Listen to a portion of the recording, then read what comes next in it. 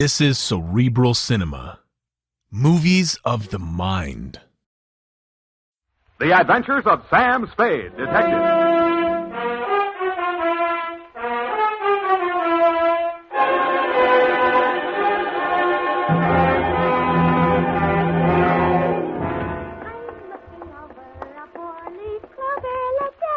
Very funny. Certainly took you long enough. Oh, thank you, Sam. Well, do you like them? My girls? I guess so. It's your own hair, I trust. Oh, yes, Sam. When it's brushed out, you'll never know anything happened. Whenever you're ready, curly. Oh, gee, you like it that well? Yeah, very cute. Well. To business. To Detective Lieutenant Dundee, Homicide Detail, San Francisco Police, from Samuel Spade, license number 137596, subject the Bouncing Betty Caper. Yeah, Dundee. It all began on a Wednesday. My secretary, Miss Effie Perrine, tiptoed into my office and laid an engraved calling card on the desk in front of me. The name on it was Randall Carruthers. She said he looked like money, so I said, show her in. Or him in. She did.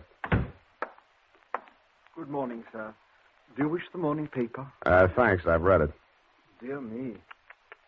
What's the matter? Well, this ashtray, sir. Have you a silent butler? I don't even have a noisy one.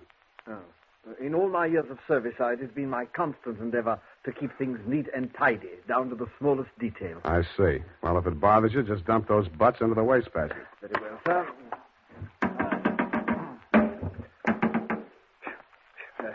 If you will pardon the presumption, sir, you could use a well-trained servant in this establishment.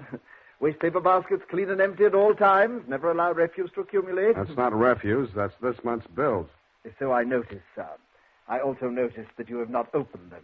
From this, I conclude that your services are immediately available. Yeah, and I conclude that in spite of your glad rags and fancy handle, you are somebody's butler. Oh, that is correct, sir. I am first butler in the household of Dr. Mark McGraw. First. Yes. Bleakcliff is the name of the estate. It's near the village of Squid Beach, some 50 miles in a southerly direction on the Pacific coast. You know, I think I'm going to like you as a client, Mr. Carruthers. I mean, it's refreshing to get a few accurate facts without, shall we say, priming the pump. Oh, thank you, sir. You're welcome. To continue, not counting the staff, there reside at Bleakcliff 3 persons. Dr. McGraw, master of the house since the death of his wife, his stepson, Mr. Anthony McGraw, of whom more later, and Mr. Anthony's sister, Miss Cathy. It is on her behalf that I've come to you, sir. What is her problem, Mr. Carruthers? The correct form of address is Carruthers, sir, not Mr. Carruthers. Check. Yes, thank you, sir. Now, as to Miss Cathy's problem, sir, someone is attempting to murder her. Specifically, she has upon several occasions been shot at from ambush. Twice she has awakened in the night to feel the hands of an assailant closing about her throat. And only yesterday, she narrowly escaped death when her motor car went out of control owing to some blackguard tampering with the steering mechanism. And upon numerous other occasions... That's enough. You have convinced me that she indeed has a problem. What do the local police think? No one has been to the police, sir. Why not? It's a delicate situation, sir. Miss Cathy's brother, Mr. Tony, is undergoing treatment for nervous disorders. Mm-hmm. The family did not wish to place him in an institution, and since Dr. McGraw, his stepfather, is a psychiatrist, he is allowed to remain at home. I see. He's flipped. Where do I fit in, Carruthers?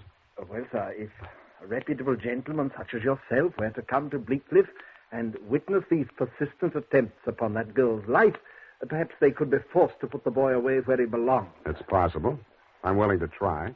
For money. Oh, splendid, sir, splendid. I took the liberty of drawing, in your favor, a draft upon the First National Bank of Squid Bay, 1 week's remuneration in advance of your services to the Bleakcliff estate in the capacity of chauffeur. Chauffeur? Yes, sir. I thought that might be a capital disguise. Have you a better suggestion, sir? Well, no, that's okay. This check. Yes, sir. $200. It's a pretty big weekly salary for a chauffeur, isn't it? Well, you will be allowed to shop for the vegetables, sir. Your cut has been added in.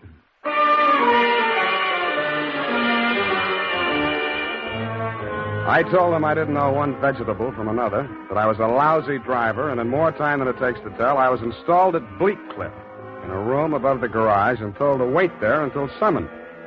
I put on my pearl gray uniform with the brass buttons and leather puttees, looked in the mirror, and decided I had missed my calling.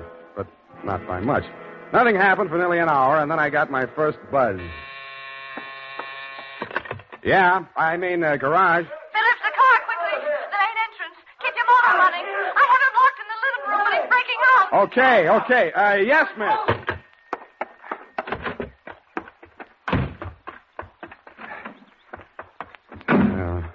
Let me see. Leave that door open. Open that door. Why didn't you have the door open? I'm sorry, miss. Well, get going, please. Darn it, miss. Where's the spark on this? What's the matter with it? Well, it's flooded. The house, you know. He's got the meat cleaver again. Tell me to distort it. Well, I'm trying. Get out, I tell you! Stop it! You're hurting him. Fine. All right. Put it down, kid. Put it down. Come on. Give it to me. What's going on? Tony. I say, who are you? Haven't you been instructed not to disturb my patient? I'm sorry. I'm new here. When I saw him coming at Miss McGraw with that meat cleaver, I naturally thought Oh, well. No harm done. Come along, Tony. Come along now. Come along, boy. We'll have a nice long talk. What shall I do with it now? We'll put it back in it. You all right? Oh, sure. I should be used to it by now. By the way, you're new here, aren't you? What's your name? Sam. Sam? That's nice. Turn to the left outside the gate, Sam, and drive straight out to the shore road. Well, if I can just... Hey, I just turned that little key. Look, Ma, I'm driving.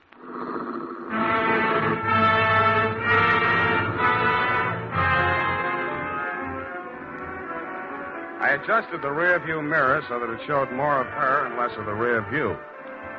A mile from the house, she ordered me to stop, moved up to the front seat with me, and asked me to drive on. By the time we got to the shore road, she was driving, and I was resting my head on her shoulder. Where are we going? I've got a little hideaway down the coast. It's right on the beach, at the foot of a tall cliff. There's a fireplace, a little bar, some records. Got some bop? It's wonderful there with the surf pounding outside, hidden away from the world. You feel so safe. Don't stop. You'll like it there. You feel as if there's no one else on earth. Time standing still. Oh, if I could just be sure that Mother wouldn't worry about me. You're impossible. Okay, Kathy, I'll be serious. What's with that brother of yours? Tony? I'd rather not talk about that if you don't mind. Well, maybe I can talk about your stepfather. I really should know what kind of a man my boss is. I go for these drives to forget all that. Please don't spoil it for me. Okay, Kathy, okay. Oh, please. The sharp turn into this driveway. Oh. Now, we get out here. Yes, ma'am. Down this path. Uh-oh. What's the matter? You afraid of high places? Yeah, you just pushed me off of one. Oh, Sam, don't be like that. You're pouting like a little boy. Come on, I want to show you my little house. What's so special about your little house? Oh, Sam, if you only knew what my life is like. You only know what mine is like. I need someone so much to talk to, Sam. As long as you can steer the conversation, you mean. Come on, Sam. I'll show you the house. The path led to a flight of wooden steps that clung to the face of a sheer cliff. There was something like the stairs you find yourself falling down in nightmares. They dropped maybe 200 feet to a crescent of white sand. Watch out for that one step. It's broken. Yeah. You have to make your dream house this hard to get to? Because of Tony. He has vertigo. What? When we were kids, he used to chase me, and I'd run down here, and he was scared to follow me. Afraid of heights. He still is. Oh. Well, you light us a fire, Sam. The wood's there in the box. I'll go make us a drink. Fire? Who needs a fire? I'm hot. What'd you do before you took up driving? Oh, I was a private eye for a while. Oh, how exciting. Nah, it's a sour racket. Tell me about it. Nah. Let's talk about you. Here's your drink. Thanks. Well, what do you want to know about me? Oh, me? Come here.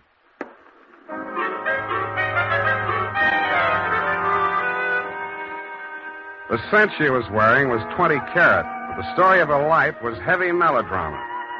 It seemed that Dr. McGraw, a handsome fortune hunter, was a folly of her mother's middle years, that she had come to her senses shortly before she died and cut him out of her will. But that was not the end of it. When Kathy's brother had been faced with the alternative of entering an institution or remaining at home under his stepfather's care, she had begged the doctor to remain in spite of his warnings that her brother might take a notion to kill her. But get this, Dundee, it's real deep.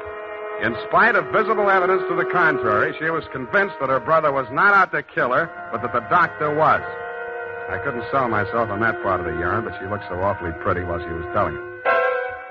And suddenly, she didn't look so pretty. An expression of terror was on her face. No!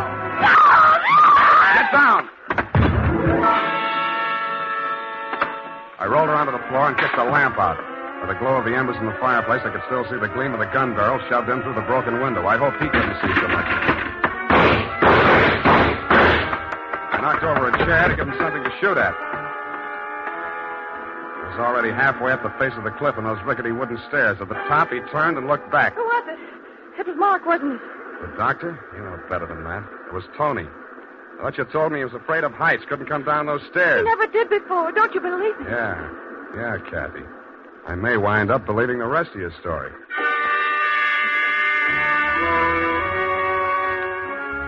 I took Kathy back to Bleak Cliff and stashed her in my quarters over the garage. Then I went into the main house via the back stairs, found her room, and shook it down. In a cabinet, a bunch of war souvenirs, German helmets, grenades, rifles, and other lethal gadgets. In a desk drawer, I found a letter headed U.S. Army, Office of the Surgeon General. It certified that one Anthony McGraw was unfit for military service. Vertigo. Origin, childhood injury to middle ear.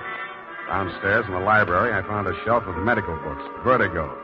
Vertigo was almost incurable, and there was certainly no quick cure. But some patients had lost their symptoms temporarily under hypnotism. Then it said, see narcosynthesis. I did.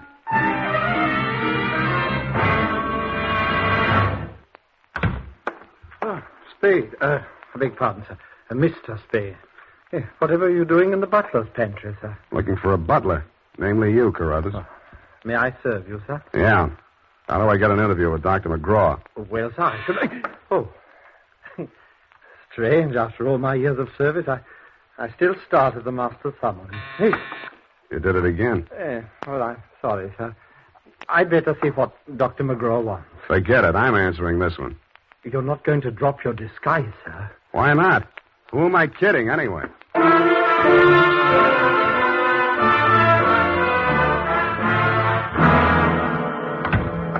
You rang, Dr. McGraw? Oh, I didn't ring for you. I rang for Carruthers. I ordered him to tidy up my office while I was at dinner. And look at it. Looks neat as a pin to me, Doctor. Oh, yeah, sure new here. Chauffeur, eh? I'm only wearing his uniform. Here's my card. Oh, detective, eh? That's right, Doctor, and this one's just about ready to wrap up. Well, you interest me. Go on. I will. I think you've been trying to use that boy as a murder weapon against his sister. Oh, and you call yourself a detective? If you can call yourself a doctor, I guess I can. You've been treating him with narcosynthesis, haven't you? Yes, that's right. Hypnotic drug. While he's under it, you brief him on his activities for the day, and he follows through, including assaults with deadly weapons. That would be possible with certain very suggestible patients, but I'm afraid impossible to prove. I think I can prove it, Doctor. You shouldn't leave your textbooks lying around loose. I found out the only way Tony could have walked down that stairway to Kathy's beach house without falling would be temporary relief of his symptoms due to hypnotic suggestion. Unquote. I see. What do you intend to do about this theory of yours? What do you suggest? You see this row of buzzers here on my desk? Mm-hmm. This one is for my secretary. This is to summon Carruthers, and when I press this buzzer, two of the most hideous plug uglies you've ever seen will rush into this office, beat you to a pulp, and dump you outside the front gate. That's what I think of your theory. Buzz away, Doctor. I think I like them better than I do you. As you wish.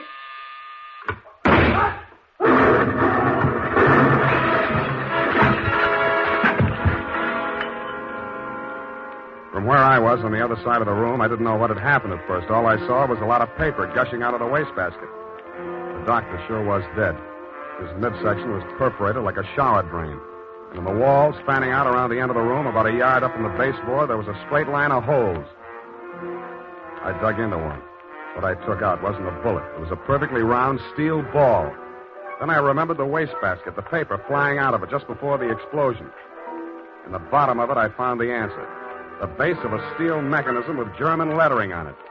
It was a wartime anti-personnel mine that the GIs called the Bouncing Betty. The United States Armed Forces Radio Service is presenting the weekly adventure of Dashiell Hammett's famous private detective, Sam Spade.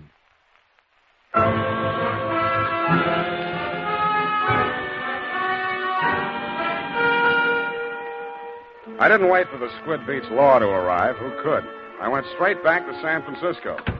You, Lieutenant Dundee, were waiting at my office. Morning, Sam. Hello, Dundee. About that McGraw killing, Sam. Mm-hmm. The chief down at Skid Beach has asked us to cooperate with the department down there at Skid Beach. Squid Beach, Dundee. That's right. They say you caught a bus at Skid Beach. Squid. That's right. At 1:45 in the company of a young woman answering the description of the McGraw girl. Uh-huh. They say that, do they? They say they got a statement from that butler, Carruthers. Well, it's open and shut anyway. The butler hired you, the girl is wanted, and you're hiding her out. Why? Why not? Well, it's established that the girl hated the deceased and bickered with him constantly. The doctor and the boy were pals. That girl's guilty. You've been able to place her in the murder room? Well, no, but here's an item. She worked with an Army ordnance during the war in research. Subject, I made a note of that. Enemy landmines, anti-personnel. One of the reports she helped put out was on the Bouncing Betty. Yeah? Definitely. Hey, where are you going, Sam?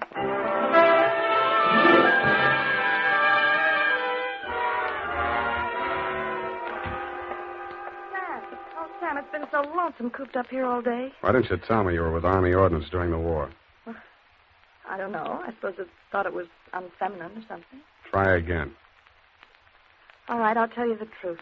I had a copy of that report with instructions for the operation of the Bouncing Betty in the desk in my room. What the devil are you doing with a thing like that? I don't know. I was proud of it. It was the only report I worked on with the general. Should have got rid of it. I did. I burned it in the fireplace as soon as I learned what had killed him. You didn't burn it good enough. Sam, they found it. Yeah. Have they arrested Tony? Not yet, but he's definitely sane. He'll have to take the rap for anything he's done. I see. Well, I guess there's no other way. Tony didn't do it, Sam. I did. I want to make a confession. Not to me, please. Not to me. After what happened down at the beach when I knew I was no longer safe anywhere, I realized I had to do it. For Tony's sake as well as mine. When we arrived back at the house, I looked into the dining room and I saw Dr. McGraw eating dinner. I knew it was my chance to get into his office. Yeah? Then what? Well, the Bouncing Betty was in my room. There was some wire in the tool chest, and I knew that Carruthers always went to tidy up while the doctor was at dinner. So I waited until I saw him come out, and then I went in, and I looked around for a place to plant it, out of sight. Then I saw the wastebasket full of papers. It was the perfect hiding place. The whole thing didn't take more than 5 minutes. Well, say something. I guess I don't know what to say. Go on, say you hate me. Say it. I don't. Wish I did. Oh, Sam. Help me. Help me. I'm sorry, baby. I am sorry.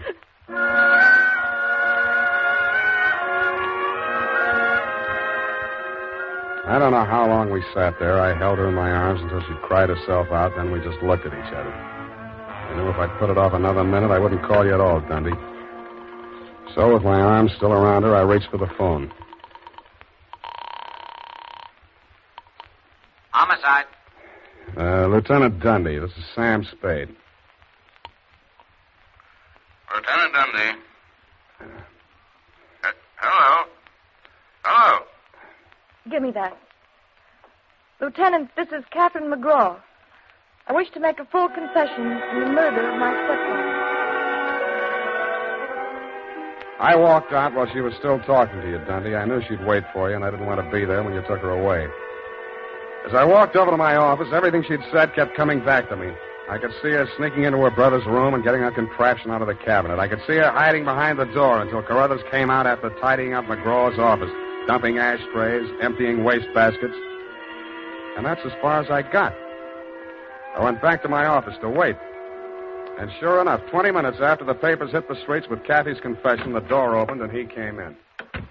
Well, sir, I believe it's turning a bit raw out of doors. Gardner was saying only this morning that we should order out some shrouds for the Sapiglottis sinuata. Am I discommoding you, sir? No, Carruthers, I've been waiting for you. With your permission, sir. The ashtray? Just dump it in the wastebasket. Well, I am gratified to note that your secretary has been looking after things and has emptied your waste paper basket. This is right and proper. Quite. Yes, sir. And speaking of waste paper basket... Allow me, Carruthers. You have come to apprise me of your part in the death of the late Dr. McGraw. Am I in error? You've already divined my purpose, sir. Yes, it was I who placed that infernal machine. In the wastebasket, Carruthers, yes, I know. It struck me as a bit of poetic justice that the buzzer, which that dreadful man used as a symbol of his despotism, should be the instrument of his own destruction. I'm sorry, Carruthers. I'll do all I can. No need, sir. No need. I'm aware that there is no final justification for taking the law into one's own hands. Every man is entitled to trial by jury of his peers. But where, Mr. Spade, where could be found 12 good men and true who would allow themselves to be called the peer of that monster, Dr. McGraw?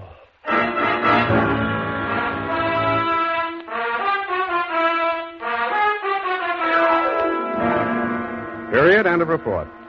Sam, there must be some mistake. Mistake, Effie? Mistake? No? Well, the butler can't be guilty. That's old-fashioned. He was an old-fashioned butler, sweetheart. Where today can you get help like that? Somebody who empties the ashtrays, keeps the waste paper baskets clean, tidies up around the place. Well, I'd be only too happy to do the same for you, Sam. I know you would, doll. But considering what happened to Mr. Carruthers' employer, Effie, you mustn't allow your mind to dwell on such matters. It's wicked. Sam! Who emptied an ashtray in that wastebasket that I just finished cleaning out? Pay it no heed, sweetheart. I'll buy you a silent butler. I'll go type that up. Here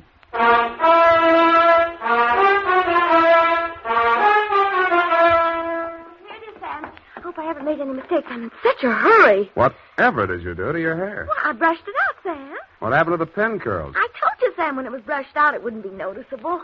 Hours of torture sitting under a hot dryer for something nobody will notice. But, Sam, it puts bounce in your whole makeup. I get it. The bouncing Effie Caper. Oh. Eyeshadow, new shade of lipstick. You look real gone. Oh, no. Whom is it tonight? Well, it's this friend of Maud, Sam. Of course, she's not really serious about him, so it's all right. Your conscience bothering you? Oh, no, Sam, no. He's definitely not serious about her. I mean, Well, have fun, sweetheart, while Maud burns. Oh, well, she won't. And I suppose you'll be seeing that girl, what was her name? Oh, yes, Kathy. Well, at least if I'm not playing in someone else's garden. No. Well, have fun anyway. Good night, Sam. Good night, sweetheart.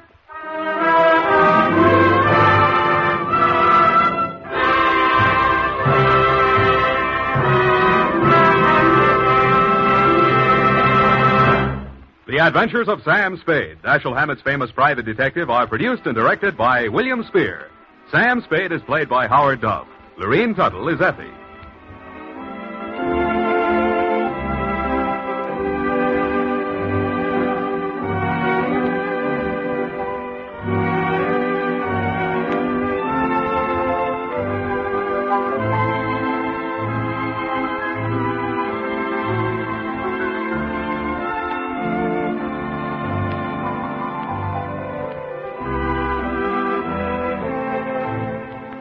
The Adventures of Sam Spade, Private Detective, is a presentation of the United States Armed Forces Radio Service, the voice of information and education.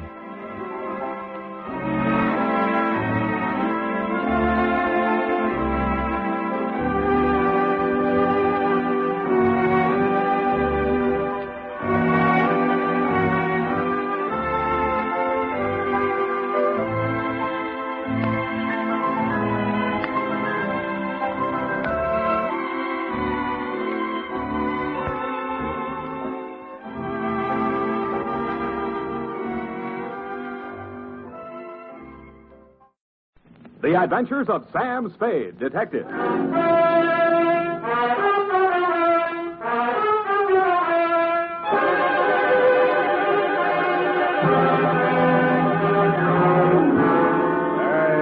Fill it in to Detective Lieutenant Dundee, Homicide Detail, San Francisco Police, from Samuel Spade, license number 17596. Subject, the Betrayal in Bumpass Hell. Red Gillis was a raw-boned poke from the border country. He was a stranger to Bumpass Hell, but he was no stranger to trouble. He jogged his Pinto down the narrow main street, not liking what he saw, and reined up in front of the sheriff's office. He dismounted and slapped the trail dust off his Levi's. Then he hitched up his gun belt and ambled inside. He looked at the heavy-shouldered, blue-jowled man behind the desk, and he didn't like what he saw. Neither did the sheriff, Rance Blaggett. State your business. I can do it better than that. State your business and get out, he snarled. Red smiled thinly and drawled, I'm looking for my brother. And what be your name outside of Red? Here, I can do that better than that. And what be your name outside of Red? Red Gillis's hand slid toward one of his six-shooters as silently as the sun coming up over the butte. Gillis, he sneered. Red Gillis from the Tonto Rim. That's pretty good. The sheriff's muscles tightened like steel springs and pulled him erect. Ain't no Tonto Rimmer welcome hereabouts in Bumpass Hell, he cursed. That was real good. And then the slap of 4 hands on leather was followed by the simultaneous roar of 4 6-guns. Hey, wait a minute. The sheriff... I know they're in there. Well, who is it? The sheriff is just... Mr. Spade. Miss Kelly next door. Right in the most exciting part. Mr. Spade, now see here. I won't take no for an answer. It wouldn't be neighborly. What is it, Mrs. Kelsey? Never you mind. Come along. What are you up to here, anyway? Who, me? Oh, nothing. I'm just relaxing with an apple and a good book, that's all. I all. don't see no apple, and the only reading matter I see is some Western trash. Trash? Now, come on. There's trouble on the 3rd floor. Well, there's trouble in Bumpass Hell. Don't you swear at me. I'm not... I know my duty, and I know your duty. Now, come on. Ouch. Okay, let go my ear. And that, Dundee, so help me, is how it started. Effie had just read a book called How to Relax, and it said there that Western stories were relaxing, and that's how I happened to be at home at 10 p.m., writing herd on a copy of Sheriff and Outlaw, Rip-Roaring Adventures of the Old West. But Bumpass Hell hath no fury like my neighbor, Mrs. Kelsey. I left Red Gillis and the sheriff face to face and vice versa, eyes flashing and guns ablaze, and followed her meekly up to the 3rd floor.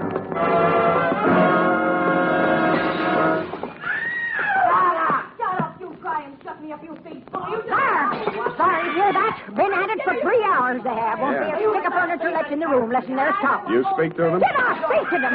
You see this lump? No, here, under my transformation. Oh, well, why didn't you call a cop? Well, it wouldn't be neighborly. Hit me that did. You see this lump? Yeah, you showed it to me. Put your wig back on. I'll see what I can do. And tell them about my lump. It's evidence. Yeah, put it back. Hey, open up. I would not go back with you if you was the last man alive. Hey, open up. Have it your own way. If I catch you without swear again, I'll tell you her out. Oh, you had you bully, you rotter, you cheap grifter, you. Well, you slam out of here before I'm forced to seek the assistance of a couple of flatties. Do not try anything fancy behind my back, you big slob. From now on, you and me is strictly on the cool beatie. Well, you on principle. Hey, let go of me. Don't throw it. Hey, wait a minute. Don't I remember you from someplace? No, I'm only being neighborly. Why did you beat up on kind, nice Mrs. Kelsey? That is a gross falsehood. I did not lay a hand on the old wag. It was that odious stinker, Joe Donegan, who was just left. And you can tell him, as for me, that I'm extremely unimpressed with his cheap threats to rub me out, and that I intend to continue on seeing Mr. Hobson or any other Johns which I care to. That's pretty good singing. Oh. Well, you better tell him that yourself. I don't imagine I'll be seeing him. You won't? Hey, wait a minute. Who are you, anyway? Just another tenant. I live downstairs. Oh, well, now I recall whom you are. You are that Seamus, which lives on the 2nd floor rear. Shamus, we call it in the radio. Shamus. Would you care to come in and discuss a certain matter? Well, thanks. Another time. I got to get back to Bumpass Hell. Whoever she is, let her cool her heels for a few moments. No, you don't understand. Bumpass This is Hell. an urgent matter which I would like to hash over right now and without further delay. Well, May I invite you in for a straight slug? Well, okay, but just one. In a glass. All right, make yourself comfy. Now, say when. Just up to the lipstick mark. Here you are. Well, now to make a long story short, Mrs. Spade, my name is Rosemary Fell, which remains my stage name, notwithstanding the circumstance that I am legally married to that barnacle which has just dusted this joint. Now, being as you are in the detective business... Now, wait a minute. kindly permit me to finish, honey? Sorry, sweetheart. I'm not the type to jaw about my troubles just to pass the time of day. I'm sure you are. I am an actress. I knew that. And although I'm low in funds, due to being between jobs right now, on account of that knothead making a scene in the last joint at which I worked... Cheap ginger ale. Just to show you how the breaks fall, Mr. Spade, Belita Wilkerson, who just happens to be about the biggest talent agent in this city, if you have the time, I'm impressed.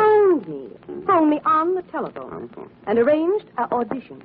She also advanced me the sum of 100 clams. 100? Which I will pay you to put the B on that dog, Joe Donegan, the rat. Now, which is he? What do you mean, put the B on him? Listen, Sam, that grifter has got a record as long as my arm. And what I have got on him is longer than his arm. Please. In short, I should like him thrown into the can so that I can feel safe to sing on him.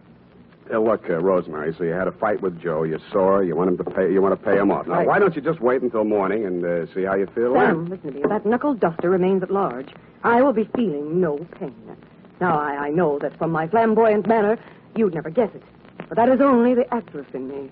In actuality, that flea intends to do me in. Oh, now, come, Rosemary. What? You disagree? Well, now, really, Rosemary. Why, a big pain in the neck. Rosemary. Drinking my... Pour that back in the bottle.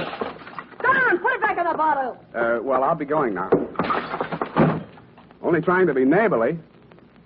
Well, back to Bumpass hell.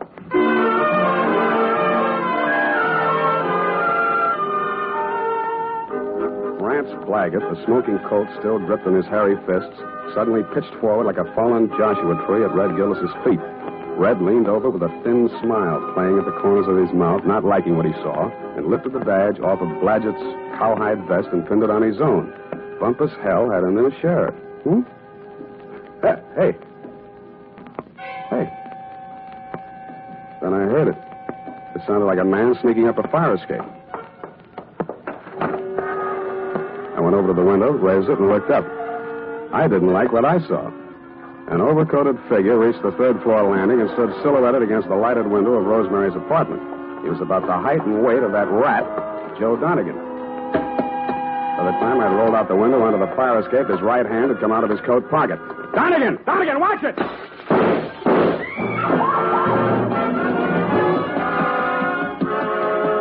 He was a floor ahead of me, and I didn't want to get too close to him until I'd passed that lighted window. He made the roof just as I crossed in front of it. The flashes from his revolver told me that. They also told me he had 2 slugs left to throw at me. The only light up there was a feeble glow from the skylight, dead center. I headed for the cover of a brick chimney just to the left of it. I had 2 things in mind. The skylight was his most logical avenue of escape, and I hoped I could tease him into emptying his gun at me. It didn't work. I stuck my head out. No shots. But he did use his gun. I should have stood in Bumpass hell.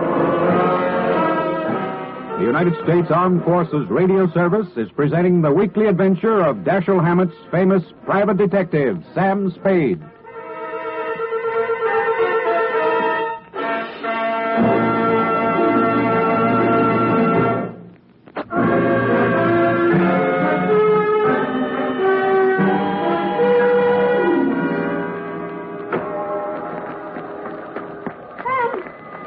What did that rat do to you, the dog? Sam, speak to me. Here, come on now. Send an Indian to Sutter's Mill. Tell the governor the sheriff of Bumpass hell is turning in his bag. Listen, honey, you've got to pull yourself together. Now, come on. These delirious Trumans will get us no place now. Come on, Sam. Yeah, I guess you're right. Come on, now. Now, do not rush things, honey. That was quite a clip he gave you. Yeah, where were you? I was combing my hair out of the window. Yeah, and he was on the fire escape, not 4 feet away. Not a very good shot, is he? No, he isn't. Oh, Sam, look at your poor little head. Here, now, let me kiss it and make it well. Wild root. Yeah, see how it gets me ahead socially and on the job? Well, now, what next, Sam?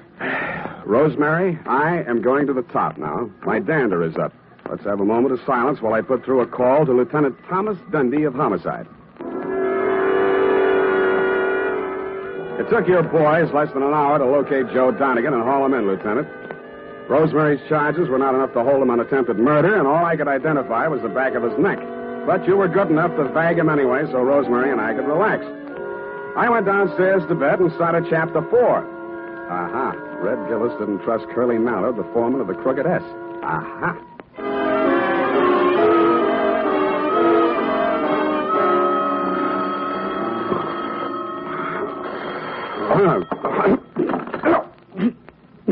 Unique Garage, Harry speaking. Sam, this is Dundee. Yeah, Dundee. What time is it? 8:30. In the morning? Yeah. Huh? Oh, yeah, it's daylight. Say, about that, what was his name? Donegan? Anyway, that fellow that we booked last night on your say-so. Well, what about him? That was a bad beef, Sam. How come? You better tell me. Man was alibied, Sam. When did that happen? Well, a fellow named, got it written down. Yeah, Hobson. Warner Hobson says Donegan was with him at the time. Who else says so? Hobson's word's good enough for the commissioner. Ran for assembly once. Did you know he also ran for Donegan's wife? You don't say. Well, that's a real puzzler, Sam. The human mind is unpredictable, Dundee. Huh? Oh, yeah. Well, I hope you figure it out, Sam.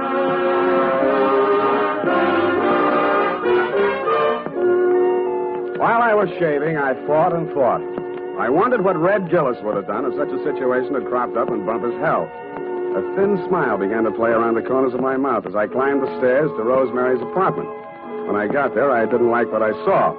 It was a note pinned to the door. It said, "Dear Sam, I have been called to do another audition. If anything crops up, you can reach me at Greystone 34292.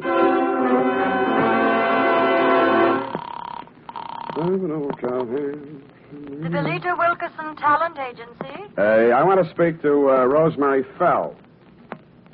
Hello? Yes, I'm still on the line. Who's calling, please? Sam Spade. I'm sorry, Mr. Spade. Miss Fell can't come to the phone. Who's in charge there? This is Miss Wilkerson speaking. Yeah, well, why can't she come to the phone?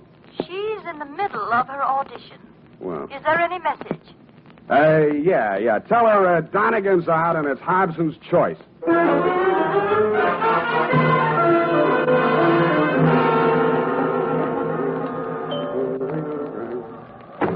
Yes? Mr. Hobson? Yes? My name is Spade. Oh, yes, Mr. Spade. Come in. Why did you phony up that alibi for Rosemary's husband, Mr. Hobson? Huh? Oh, because I knew he's not the man who fired those shots at her. Were you there? As a matter of fact, I was. Would you like to hear about it? I would. Well, first, I'd better tell you a little about myself. Now, for the past year, I've been interested in politics, if I do say so myself. Yes, I know. You ran for assembly. Come to the point. Well, in a way, this is the point. My wife's a professional woman, and her own career keeps her busy a good deal of the time. Well, like the movie magazines say, a clash of careers and so on. That's how I happened to take up with Rosemary. I didn't know she was married, and of course, when I found out, I dropped her like a hot potato. Potato. And then she started blackmailing me. Did you know about that? I still don't. Well, I think I can convince you. Go ahead. Well, I received a series of threatening phone calls from Rosemary. And I finally decided to go to Donegan and tell him the whole story. Oh, he was as mad as a wet hen. Wet hen? Well, he said he'd stop her. And I believed he was the right man to do it. Mm-hmm. Well, last night he phoned me. He said he'd had a little caucus meeting with her and assured me I'd have no more trouble. But no sooner had I hung up that phone when she called again, making another outrageous demand. I decided then and there to take things into my own hands. So happens I'm a crack shot. And I knew that I could come close enough to frighten her without actually hurting her. You were laboring under a false impression. Huh? Oh, yes. Well, you believe me now? Up to a point. Well, I'm afraid that's all I have for you, Mr. Spade. Well, I have something for you. What's that? Look up here. You see this bruise on my head? Oh.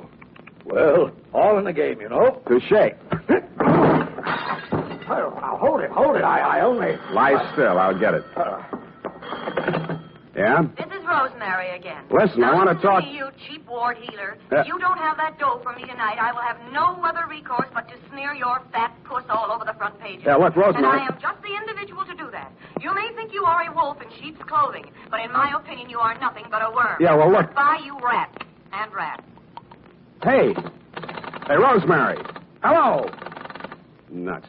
Oh, wait a minute, Spade. Well, what did she say? You're going to read it in my report, along with a bill for my services.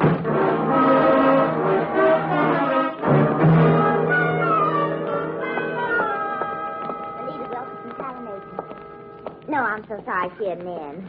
You do that, sugar. Hello there. Likewise. Are you talent or just interested? I could be.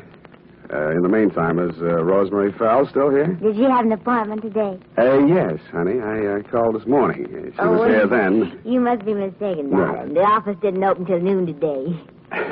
Yeah. Could I talk to Miss Wilkerson? She isn't here just now. Oh, She never gets in till 1. Not until when? She's over at KQW cutting a transcription for our new show, Goal of the Golden Gate. Oh, no. I mean, Gale of the Golden Goat. Don't you mean Gale of the Golden Gate? That's it. Girl of the Golden Gate. You said it, and I'm glad. Well, anyway, she isn't here. Oh. Good morning, Maggie. Any calls for me? Oh, yes, Miss Wilkerson, your husband. Oh, Miss Wilkerson, I was telling the German you weren't here. Obviously, I am.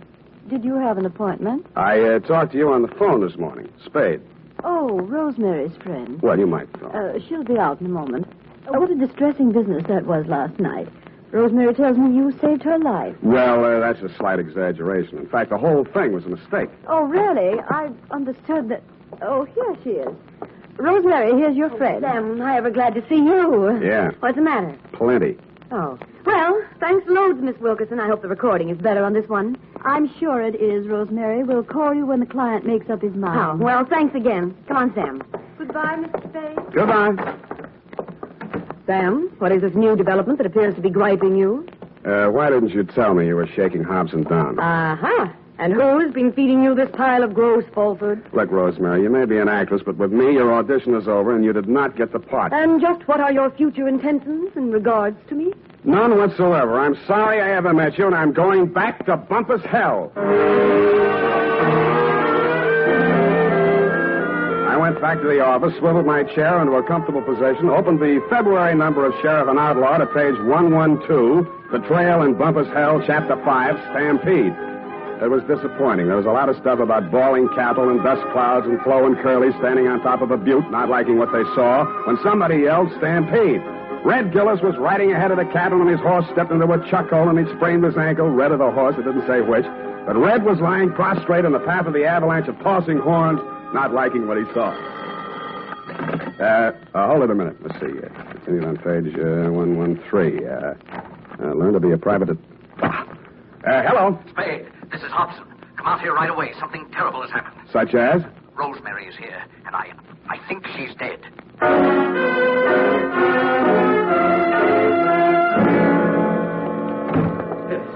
In here, Spade. Oh, I don't know how she got in. Oh, yes, I do remember I must have left the door unlocked. Where were you? Why, I just stepped out to get some cigarettes. Did you approve it? Why, no, I'm afraid not. I got halfway and found I didn't have any money and came back. You came back, walked through this room, went in the bedroom, and didn't see the body until you started back? Why, yes, the lights were off. I stumbled over it. This is the gun? Yes. She did it with my own gun. Oh, I never dreamed her love for me would drive her to self-destruction. Of course, now it's clear what really lay behind her poor, clumsy effort to blackmail me. It was a desperate move to get me back. Oh, I'll never forgive myself for driving that poor girl to this. Don't worry about that, Hobson. This isn't suicide. Murder? Oh, great heavens. What will Belita say? Belita? Yes, my wife. Belita Wilkerson? Professional name, you know. I was explaining to you before that... Oh, that's my wife now. What in the world do I tell her? Never mind, I'll get it. Hello? This is Rosemary for the last time. Who? I'm just calling to tell you that you have stalled around too long. I have talked to your wife and told her the whole sordid pitch. Why she wants you back, I will never know. But I sold you cheap, and you weren't worth a cent more. I am a girl who does not like to do things halfway, but you were just too late. Goodbye, you fathead. Yeah, Rosemary, I guess we were all too late.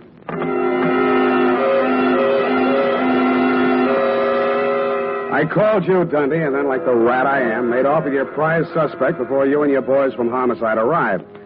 We arrived at the Belita Wilkerson Talent Agency just as the boss was shutting up shop for the day. She had the recordings under her arm. All right, Belita, I'll take those. Oh, Warner. Mr. Spade. Unlock the door, Belita. We're going back in. Warner, why are you... You'd better do as he says, Belita. Well, all right, but... Give me those keys. Inside, both of you. Where do you play these records? The recording studio is just through there, but you can spare yourself the trouble. I admit I tricked Rosemary into recording those blackmail speeches and then played them back over the phone to Warner. If trying to hold on to my husband is a crime, then I'm a criminal. Oh, now, Belita, my dear. Come on, stop that. We gotta get busy. I phoned the Hobson house, and you were still there, Dundee. You said it was an open and shut case against Hobson and to deliver him at once or kiss my license goodbye. But when I told you my diabolically ingenious scheme, you said yes, you'd be glad to, because it was a sure way of getting rid of me once and for all. It took us nearly 2 hours to get things ready in Belita's recording studio. We took the parts of Rosemary's so-called audition records that we thought would fit the occasion and dubbed them onto a single side. We played it back once, then I phoned you at headquarters. Homicide. Lieutenant Dundee. Spade, Dundee. Everything's ready here. Did you pick up Donegan? Oh, yeah. He's here. Donegan? Hold on. Okay, Belita. Start the record when I give you the nod. Yes, Mr. Spade. I didn't say Donegan. It's for you. Thanks. Yeah, who's this? This is Rosemary. Huh? I forgive you for everything, but there are some things I cannot forget. You Rosemary, lied. it sounds like We have meant a lot to each other, but after what you have done to me, it is time you take through the nose. Rosemary, I didn't mean it. When I followed you to his house We and you have went meant a right lot in to like each you other, lived but there, after I what just you went have done nuts. to me, it is time you paid through the nose, you rat. I am a girl who does Listen, not like to do things halfway. Listen, honey, but you're you not were going to just throw the too book late. at me, are you? I am just I'm glad to hear your voice. I thought you were We have dead. meant a lot to Okay, each kill other. it. Rosemary, are you listening? Rosemary. Hey, no, she's still on the line. I want to talk to her. Take him, Old House. Wait a minute. Take him. Sam, Yeah, Dundee. congratulations. That was a brilliant piece of work. Hey, Sam, you still on the line? Yeah, I'll be all right, Dundee. I just fainted temporarily. Say it again, will you, pal? Yeah, as I was saying, congratulations on a brilliant piece of work. Well, But I have never in all my years on the force heard of such a wild, insane, illegal, unethical, and downright cruel method of extorting a confession. thank you, Dundee. I feel better already.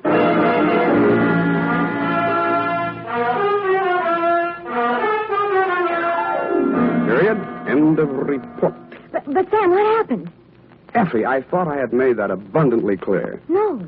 In order to discredit her husband's paramour, Belita gave her a come-on about an audition and had her play the part of a blackmailer reading lines from a script which she, Belita, had prepared, and thereupon proceeded to play said records over the telephone, well knowing that her husband would erroneously believe Rosemary to be a blackmailer in fact, and would drop her like a hot spud. No, Sam, no, I don't mean Don't that. interrupt. Oh. It was my inspiration, I, Sam Spade, to use Belita's fiendish device for a higher purpose. No, Sam, no, Yes. that is what No, Sam, I meant the Western story. Betrayal and Bumpass Creek. It is not Crick, Effie. You can't say H over the radio, Sam. Oh, yes, you can. Bumpass Hell is the post office designation of a hamlet right here in California. It is? Mm-hmm. Well, anyway, what happened? Did Red Gillis ever find his brother? I didn't quite finish, Ev. Go type that up, and I shall.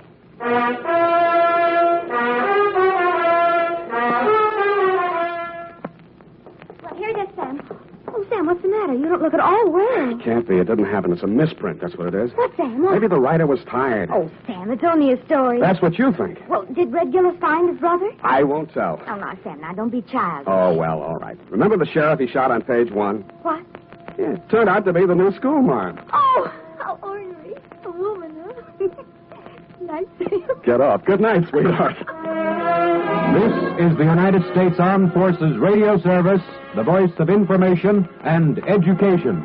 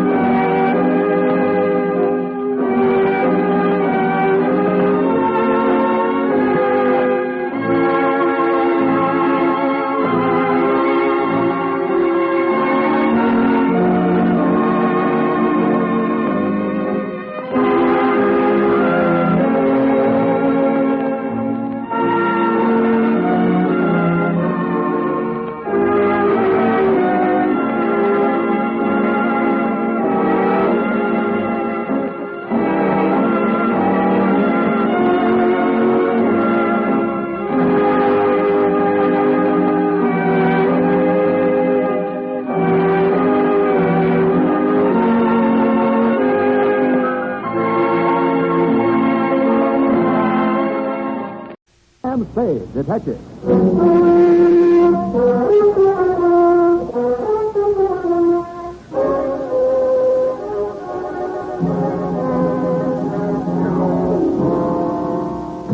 Since the world began, woman was meant for man. I must thought us honeymoon night, Jim. F, have you been keeping something from me? Oh, I wouldn't blame myself if I did. It didn't exactly telegraph this part. Come on in, Angel, and I'll tell you as much about it as I think you should know. And what, may I ask, is a large parcel with a pink ribbon around it? Love letters. What else? Well, I must say, for a whirlpool romance. Whirlpool. I mean, writing all those letters. When did you find time to get acquainted? Stop pulling at that blouse. What's the matter? Does it itch? Now that you're married, I'll say this is no longer clothes. Well, Sam, these little routines will mind me. Don't you think we should be a little more stilted with each other, yeah? In the hereafter? Then, perhaps, and not a minute before. To Sergeant Joseph Walsh, Bunko and Fugitive Detail, San Francisco Police. From you-know-who, license number 137-596. Subject, the, easy as. Subject, the love letter caper, or how to be happily married, though single. The start of it was last Wednesday morning. I had just arisen, shaved, bathed, weighed myself in the bathroom scales, and decided on a breakfast of black coffee and rye crisps.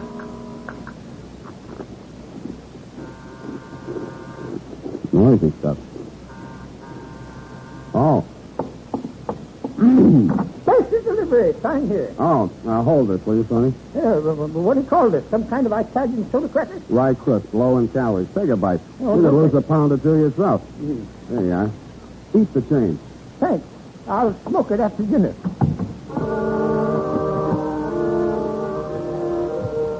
First thing that fell out of the envelope was a photograph, glamour type.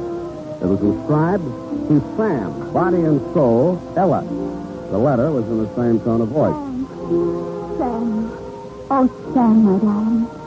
Last night was so beautiful, but now my arms are empty and I'm filled with strange fears for the future. Unless I see you soon, I don't know how I can go on living. Come to me tonight, my darling. Wait until the house is dark. Then slip in through the west gate and I'll meet you beside the fountain. If you fail me, I don't know what I'll do. But I know you won't. All my love, forever. Ella.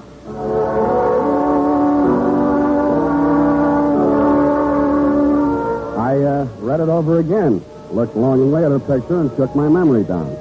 I couldn't even remember ever meeting a girl named Ella, but I did remember that last night was definitely not beautiful. In fact, I had dropped $35 in a blackjack game, not deductible. After I had tested the letter for invisible ink, codes, and ciphers, etc., with negative results, I decided it was either A, crank letter, or B, bait, or C, a camouflage call for help from a damsel in distress. I took another look at said damsel's photograph and decided I would investigate her distress.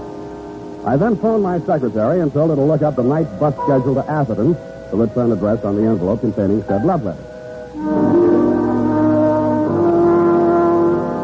It was around 11 in the p.m., and the moon was just clearing the treetops behind the Comstock mansion when I slipped in at the west gate for the instructions in Ella's love letter and took a plant beside the aforementioned fountain. The house was in darkness, and I didn't see the ladder until the moon cleared the chimney pot. There was a girl climbing down the ladder from the second story, and she had a suitcase in her hand. When she reached the ground, she looked around anxiously, spotted me, and flew into my arms. Sam, my darling, you didn't fail me. Oh, my precious, hold me, never let me go. I love you. I love you, too, but now I'll look. explain it all later. We'll have to hurry. I think you suspected something. Who suspected Please, what? there isn't time. Come on. Oh, the watchman. We'll have to go out the back way. Come on. Come out here. Hey, you.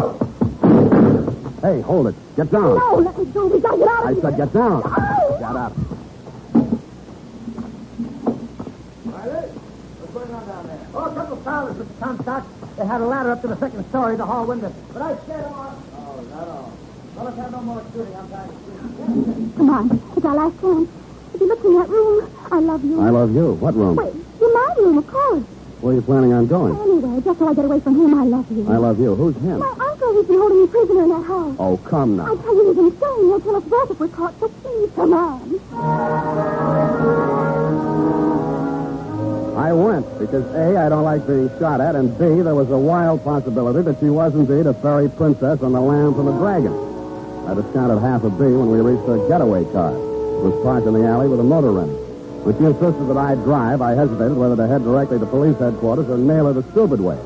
I was weak from being on a diet, so it was Hobson's choice, more familiarly known as Spade's folly.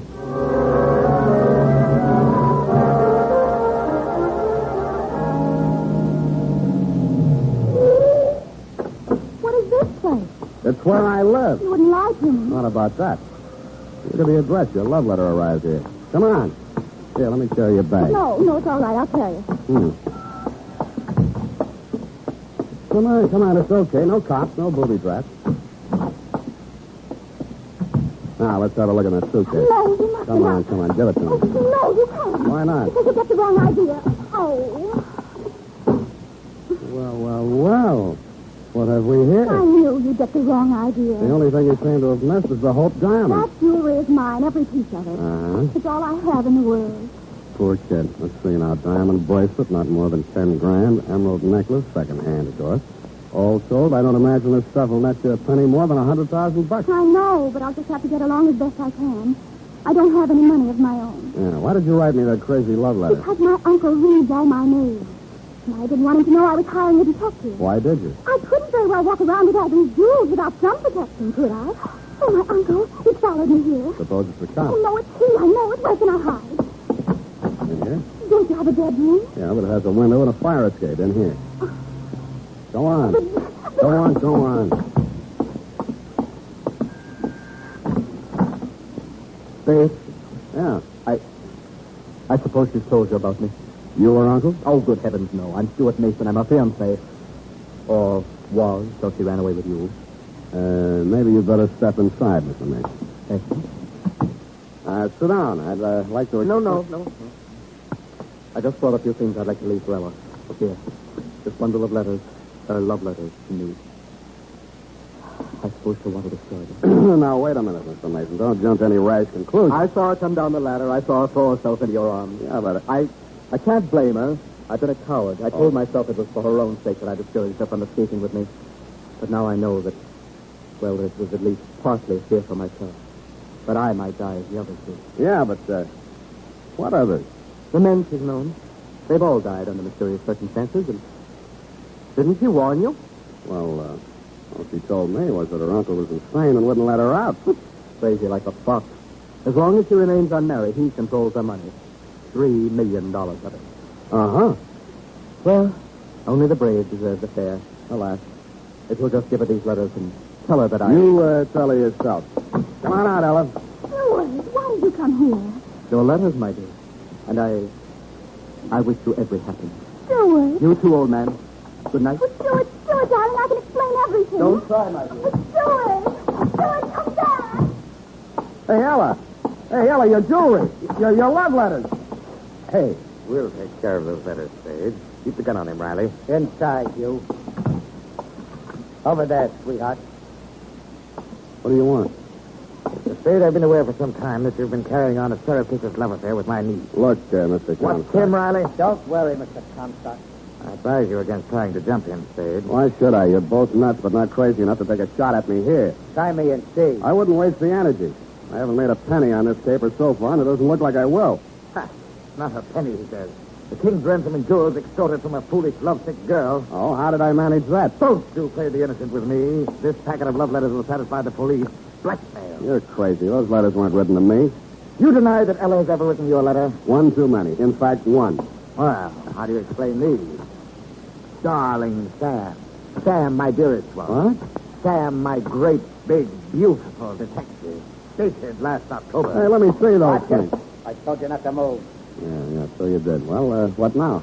Very well. Give me the police department. Yes, it is. Hello? This is Hugo Comstock. I want to make a complaint. Blackmail. Oh. Hello. I want to... Yes, Sergeant. The name is Hugo Comstock, and I'm making this complaint on behalf of my niece, Miss Ella Comstock. The name of the offender is Samuel Spade, a private detective. Huh? Well, of course I'm sure. Yes, I'm holding him at his apartment now. The address is... Oh, you have it. Well, I'm not surprised. You better hurry over here, right away. He's threatening violence. You really think you can make that stick? Mr. Spade, I'm sure I can.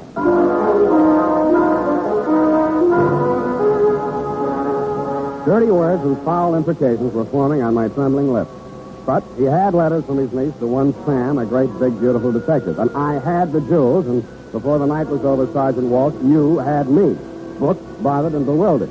What bewildered me was how to raise the $2,500 bail. Sam Spade, innocent dope. I mean dupe. United States Armed Forces Radio Service is presenting the weekly adventure of Dashiell Hammett's famous private detective, Sam Spade.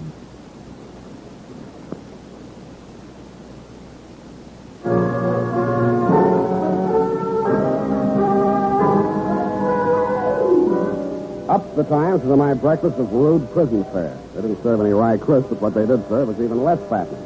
I thrust my emaciated arms through the bars of my cell and clawed at the lapels of a passing bondsman and begged him for succor.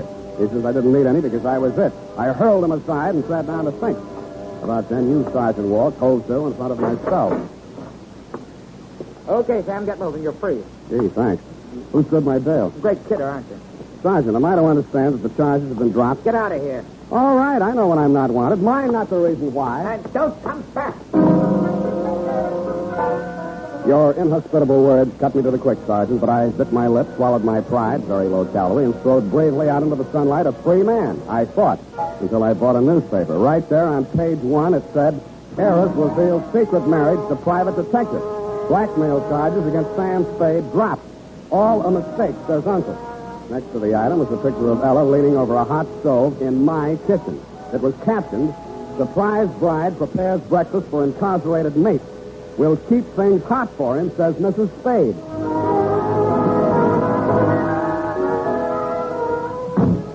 Darling, your breakfast is ready. I'm on a diet. Take off that apron and sit I down. did it for your sake, Sam, darling. Wouldn't it have been simpler just to have dropped the Oh, it charges? wasn't difficult. The nicest man forged the license and the certificate for only $10. I know a guy who would have done it for $5 and thrown in some fingerprints for free, but that's not the point. Darling, don't you see? If you'd just gone free without being married to me, Uncle Hugo might have done something worse to you.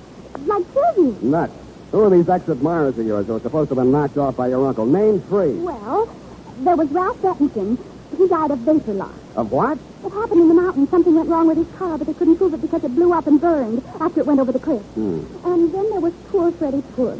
They called him the piggy bank suicide. Why? He found $5 worth of pennies in his stomach. Oh. And then there was poor Nicky Nato. He was a ballet dancer. That's enough. Now about those letters. Why was your friend Mason returning love letters you'd written to some detective named Sam? Well, that was just coincidence. He always went by his initials, you know, like GBS for George Bernard Shaw, SAM is for Stuart Andrew Mason. Stuart Andrew is his pen name. He writes detective stories. And the rest of the coincidence was that love letter you inadvertently mailed to Sam Spade Detective, thereby sending your uncle out gunning for Sam instead of SAM? What could I do after he read my diary and my confessions to myself about SAM? And the references to his brilliant mind on criminal subjects. You were a natural stand-in for SAM. Pronounced SAP. But I wasn't going through with it, Sam. Not after I met you. Why not? Because the moment I saw you, I knew that all those things I'd said in that love letter were really true. Really? Last night was so beautiful? I think I must have dreamed of you. Exactly. Oh, Sam, darling, I'm so lost and frightened. You know. You don't know what my life has been. Oh, I can imagine. Boyfriend's dropping dead right and left. You're the only one who can stop it. If Uncle Hugo thinks we're really married and he can't use my money anymore, then he'll stop having accidents happen to people. Won't you please be my husband, Sam? Is that so much to ask after what I did to you? Yeah. Go on. You spring me out of that blackmail frame so I can help you compound a felony. But, Sam, what am I going to do? You forged the marriage, go forge the divorce. Where are you going? Back to jail. I'll see you there. Oh, dear me. It's your foot, is it? Cast iron. Don't make them like that nowadays. My foot. Yes, your foot. I meant the strong box. Oh. Coming in or going out? I think I'll sit down for a minute. Oh, Sam, you poor dear boy. Here, let me take off your shoes so it can swell if it wants. Get away from me. I only wanted to help. I love you. Well, I don't love you anymore. Oh, first little fat, is it? Who is this guy? Oh, Sam, I'm sorry. This is Curtin. You can say that again. Curtin. Harwood L. Curtin. L. for Lacey. Attorney at law. I represent the estate of the late Gertrude Comstock, Ella's mother. You, Mr. Spade, have married into, shall we say, money. Look, Curtis, it's time to raise the blinds on a couple of things. In the first place... Please. As you know, Ella, your grandfather, the late Commodore Ezra Comstock, left his fortune to be divided equally between his legitimate heirs, that is, your mother and your Uncle Hugo. Upon your mother's death, the residue of her part of the estate was left to be administered by your Uncle Hugo as he saw fit until your marriage, at which time it would go to you. Well, where is it? Yeah. All in good legal time. First, here is this old strong box. Strongbox. Containing family mementos handed down to you from your grandmother. It was your mother's wish that this be delivered into your hands upon this auspicious occasion. Here is the key, in addition to which I leave with you both my best wishes for your future happiness. Good day. Mr. Spade, I shall forward along to you the statement of my fees for services in this case. Wait a minute. Who's paying my fee? No more questions, please. Good day. Well, I guess we might as well open it. Oh, no. Let's see what's in here. All right. It didn't take long to go through Grandma Comstock's mementos, and I got more and more wide awake as we went along. The strong box contained 4 items: a teapot, a bundle of letters, a photograph album, and a family skeleton. The letters were love letters from one Elmo Pinckney. There was a tin side that said Pinckney in the album. He was a dead ringer for Uncle Hugo, which might have been a coincidence, but wasn't. I started scanning through the love letters. Find any money yet? Huh? Well, there's a Confederate 10 spot. I'll let you know if I hit any pay dirt. Well, at least he left me a pot to make tea in. What? But if there wasn't any money, why wouldn't Uncle Hugo let me get married? Now, look, why don't you go and wash out that pot and make some tea, huh? Probably leaked. Oh, something in it. Hmm? No money. It's grandmother's marriage certificate and mother's and Uncle Hugo's birth certificate. Let's see those. Oh, it's cracked. I might have known. I wonder who that is. That will be your Uncle Hugo. Well, that doesn't need to worry us anymore, does it? Here, put these things back in the teapot and put the teapot on the mantelpiece. But it's cracked. So am I, so do it anyway. Come right in, Uncle Hugo. You too, Cousin Riley, you fool. Very funny. Now, don't be silly, Riley. How about I accept your poor old uncle's blessing on this happy occasion? I don't want your blessing, Uncle Hugo. You're a mean old man, and you killed all my fiancés. Well, it appears that Mr. Clintons has already brought you a legacy. I believe I recognize your grandmother's strongbox. Mementos of a strange romantic chapter in the history of a great family, Mr. Spade. You, who have joined that family so unexpectedly, will have a privilege that even I was never granted. Oh, how come? My mother was a strange woman in some ways. I'm sure she was. I suppose we shall never know what prompted us to leave these personal oddments to Ella's mother, nor why my late sister chose to keep their contents a secret from me. I don't suppose I might be allowed to just a peek into that Pandora's box. Go ahead, help yourself. Really?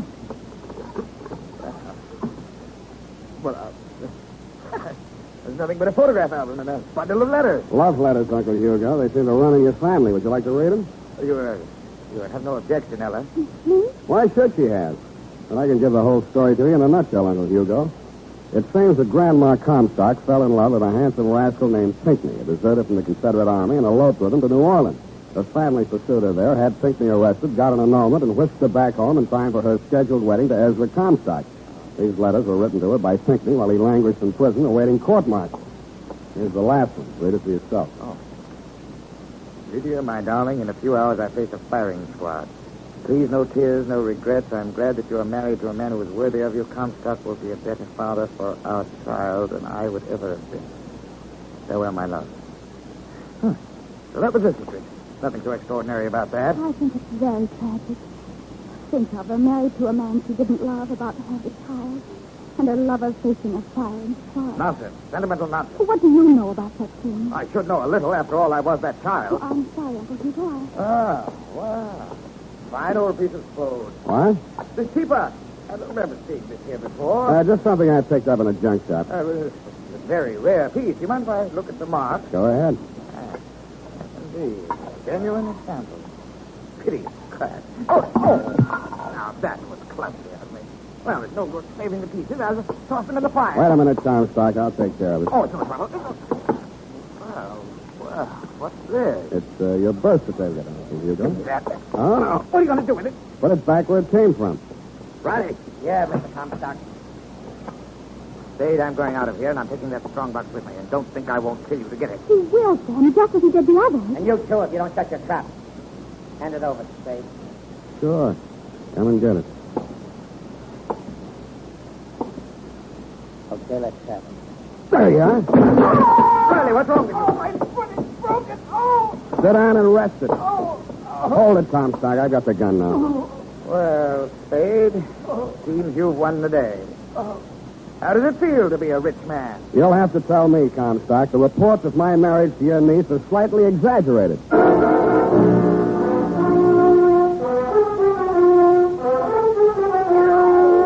And that's about about it, Sergeant. I'm sorry I can't furnish you with the forged papers Ella used to back up that phony story of her marriage to me.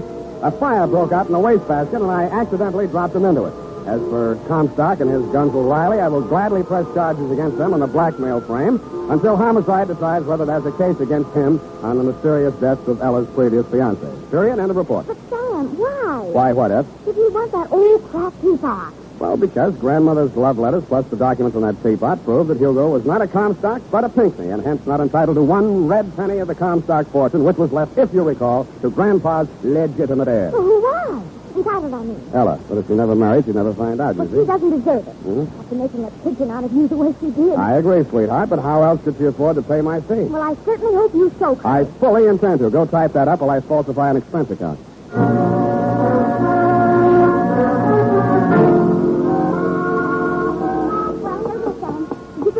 No, still a couple of fingers in there. Break out another glass. No, I meant the expense account. Oh, that. Well, it was nothing much, just bus fare. Free breakfast in the Pokies? Nah, no, that was nothing. Well, I took the liberty, Sam, of drawing up a statement. Did you look it over? Yeah? New letterhead. Well, it's only a sample I had done in Huh? sending your approval. Do you? Well, yes, very classy. I like the coat of arms, but I'm not quite sure about the motto. Oh, but Sam, you are the greatest private detective of them all. You know best, Effie. And then, for an extra $100, we could have it printed in radiant ink. In what? Luminous ink, Sam. Shines in the dark. Even as you and I. Oh, Sam. I'm glad you chose that, too. Go home, all the same. Good night, Sam. Good night, sweetheart.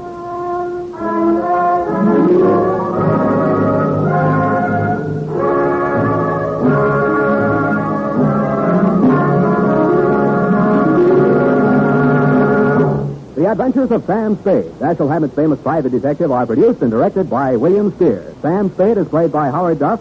Lorene Tuttle is Effie.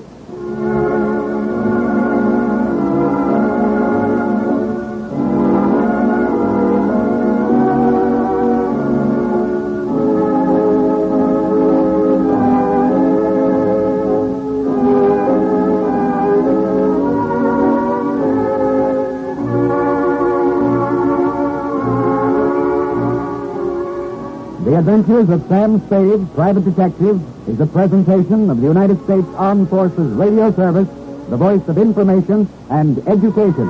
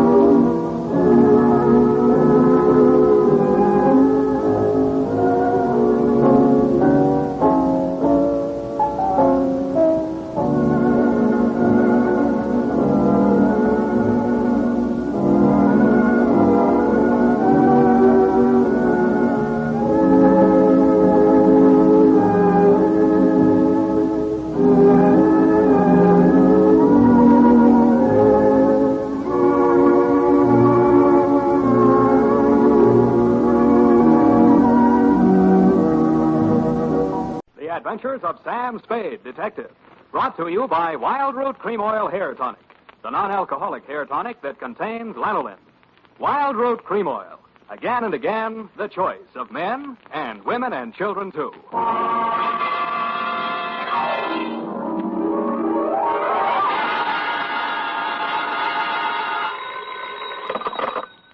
Sam Spade Detective Agency. Quote the Raven, nevermore. Yes.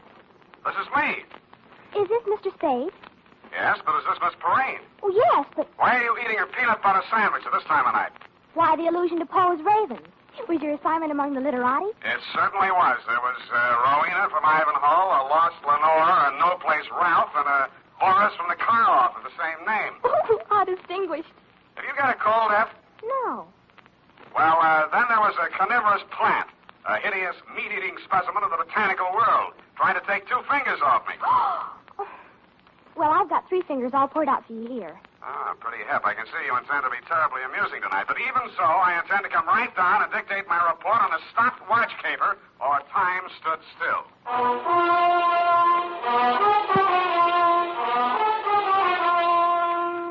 Dashiell Hammett, America's leading detective fiction writer and creator of Sam Spade, the hard-boiled private eye, and William Spear, radio's outstanding producer-director of mystery and crime drama, join their talents to make your hair stand on end with the adventures of Sam Spade.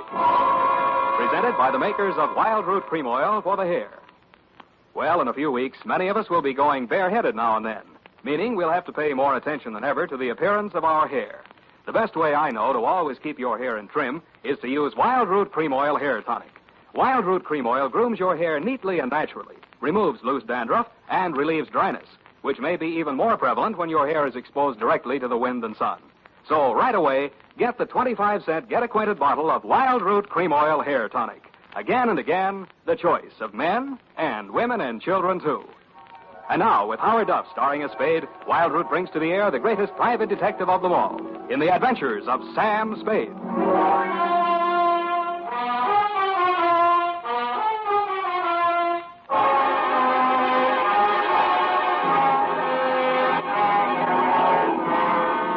I'm looking over a toy. That's a mighty sharp routine you give a Perrine on the phone. Where's Effie? Who are you? Sam, don't you remember me? Buffy. Certainly not. I never saw... Buffy, wait a minute. Do I sense a certain family resemblance? No, you can't be Effie's little sister, Buffy. Yes.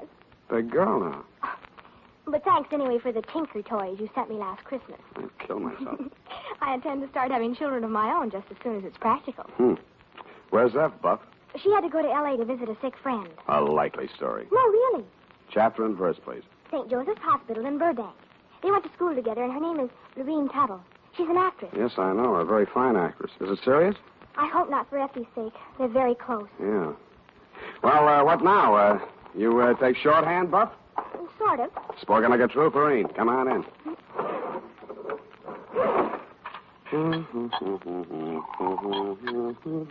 Well, I hope it's good and gruesome. I take it back. I meant the caper, not what you're drinking. Okay, Buff, you win. Ready? Why not? Date April 10, 1949 to Deputy Sheriff Bill Woodington, Marin County Sheriff's Office, San Rafael, California, from Samuel Spade, license number... 37596. Oh, steady listener. Subject, the stopped watch caper. Dear Bill, here's how it turned out, and if I ever phone you for advice again, I'll take it because you were right. She was loaded. What about those threatening letters, Sam? Don't give them another thought. Old Lady Raven's had me up there a dozen times the last 6 weeks.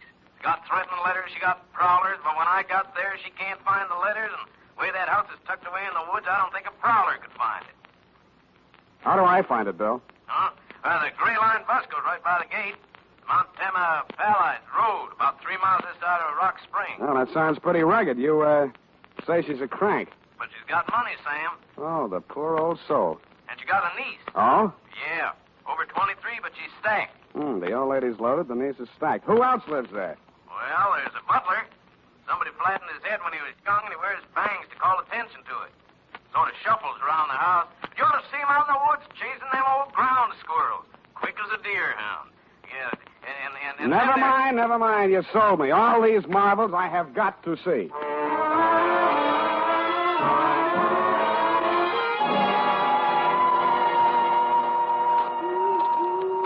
It was only 3 p.m. when I skulked in through the gates of Ravenswood, but it was so dark the hooty owls hadn't gone to bed yet. The fog snaked in and out through the dripping trees, long, chill ribbons of ghastly fog borne on a sobbing wind. I mushed on into the deepening gloom of the forest primeval. After 10 minutes of that, I began to wonder if there was any house there. When I saw it, I still wondered. It looked more like a fungus growth.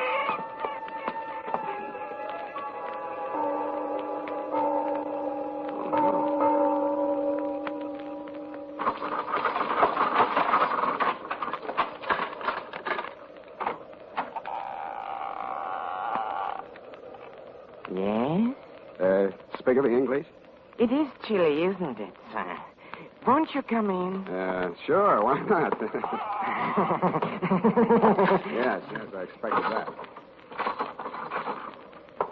If you'll be so kind as to wait here, sir, I'll inform Miss Rowena of your arrival. Thank you, Jimmy Stewart. Forrest, who's out there? Is it the man with the hemlock? Answer me, you brute. Oh. Where is it? Did you say hemlock? Oh, you must be my aunt's detective. Spade, was it? It is, right. I'm Ralph Raven. Come along with me, Spade. I have something interesting to show you.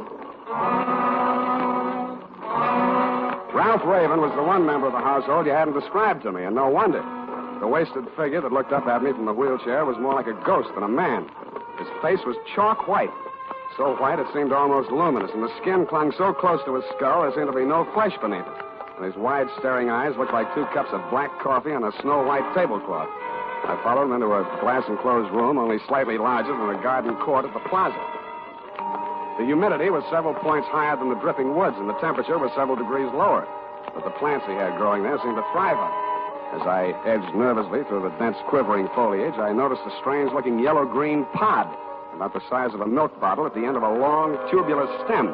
It leaned over, opened its red mouth, and said, "Hey, what is that thing?" Oh, that's my Sarracenia gigantosa. Meat eater. Carnivorous plant.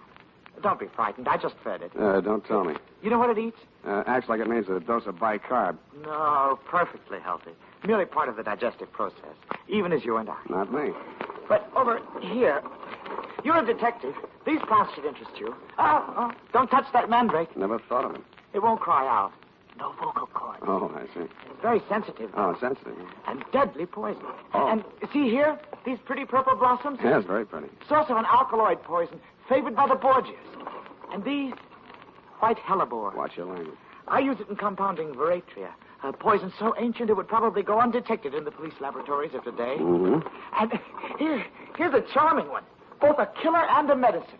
Belladonna, or deadly nightshade, source of atropine. Mm-hmm. And this, commonly known as Nux vomica, Well, produces not one but 2 deadly poisons. The well-known strychnine and the rare and not easily detectable brucine. yeah, well, it's quite a hobby, Mr. Raven. It's not a mere hobby, Mr. Spade. It's a practical science. All the plants in this conservatory have their fatal properties, and all have played a role in the great crimes of history. Did my aunt get another threatening letter? So she says. Odd that she should fear death at her age, and odd that she should hire a bodyguard. How does she know how it'll come? It might be poison.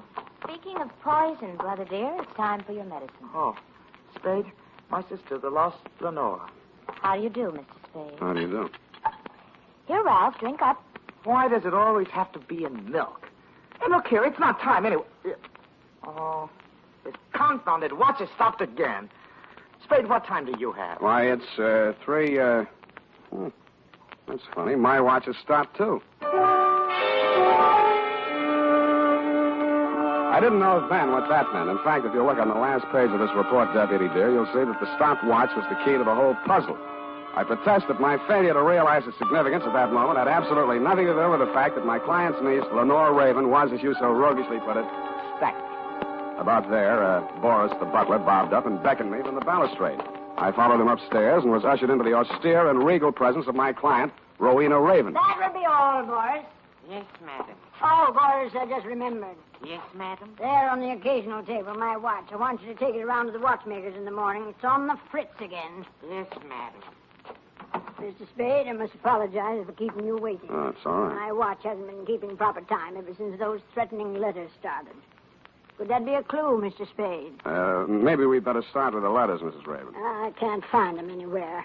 I think that young man from the sheriff's office must have pinched him. Bill Woodington? Oh, I'm sure not. Well, all the same, it's very odd that every time he comes here, he can't find them. Where did you put them, Mrs. Raven? Right there on the occasional table. Yeah, well, Mrs. Raven, sometimes people have very vivid dreams. Huh? Doesn't mean there's anything wrong with their minds or anything like You that. talk just like Dr. Slosser. That young sawbones my niece sent around looked at my sciatica. Sciatica is nothing but a pain. How can you look at it? It's a lot of bull. Yeah. What did the letters say, Mrs. Raven? That's why I wondered about my watch, Mr. Spade. The letters always contain some reference to time. Your time is running out. Beware when time moves slowly. Soon it may stop altogether. Mm-hmm. That sort of thing. You think there could be a connection? I mean, has someone been tampering with my watch? The repairman doesn't know what's causing it to lose. Yeah, did he think it might have been tampered with? No. He thought it was something in the mountain. Magnetism or something. Well, that sounds logical. That's Now, a lot of hooey. I lived here 40 years and my watch never lost a minute. Something in the mountain, my eye. Something in this house, more like, or somebody.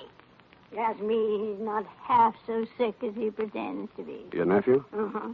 What do you think? Well, I think he's a very sick man. No wonder. Sitting in that damp conservatory day after day, pottering over those fiendish, poisonous plants. You see the one that eats mice and hamburgers? Yes, I did. What's supposed to be the matter with your nephew, Mrs. Raven? Oh, he was in an auto accident. Injured his neck. He had to remove part of a gland or something. His neck. But Dr. Schlosser says it's in good condition aside from that. And if he takes his medicine faithfully, there's no reason why he should... Come in! Ah, Mrs. Raven, how is that pain this afternoon? Worse, thank you. Dr. Schlosser is Mr. Spade. Ah, yes. The detective you engaged to investigate those letters you've been receiving. Mr. Spade thinks it's an inside job. Don't you, Mr. Spade? Well, that depends on what you mean by an inside job. There, you see? Inside that romantic imagination of yours, my dear lady. Hold still now while I give you your shot. I loathe being jabbed. Now. That wasn't so bad, was it? Can I look now? How's Ralph getting on, Doctor? Not well, I'm afraid. He doesn't seem to be responding to the... Mrs. Raven, what is it? Poison. You poisoned me.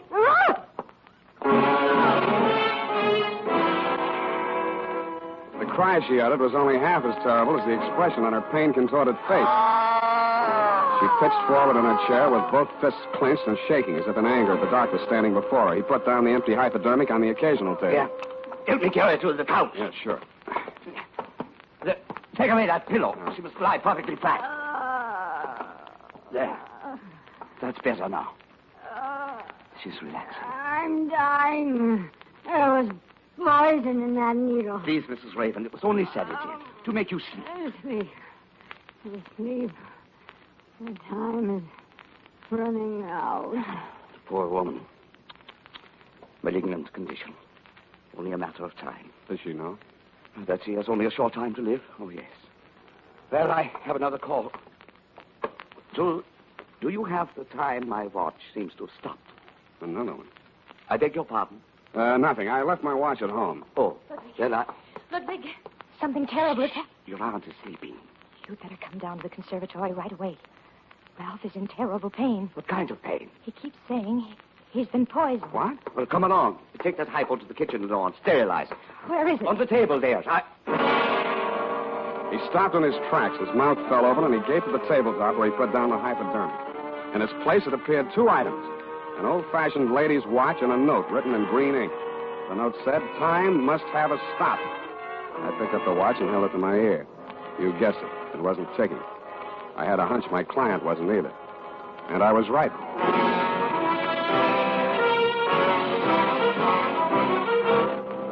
The makers of Wild Root Cream Oil are presenting the weekly Sunday adventure of Dashiell Hammett's famous private detective, Sam Spade.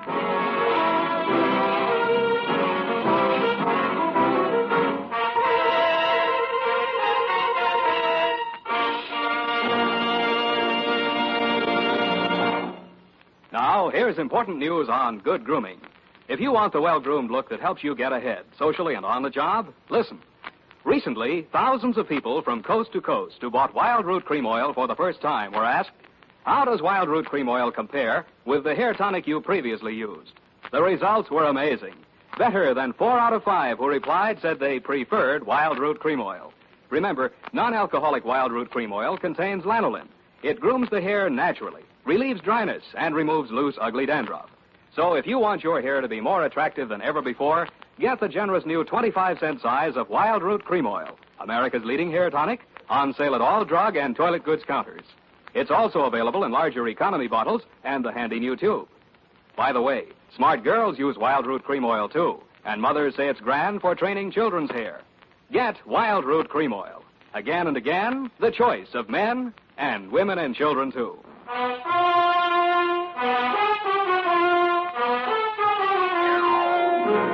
And now, back to the stopwatch caper. Tonight's adventure with Sam Spade.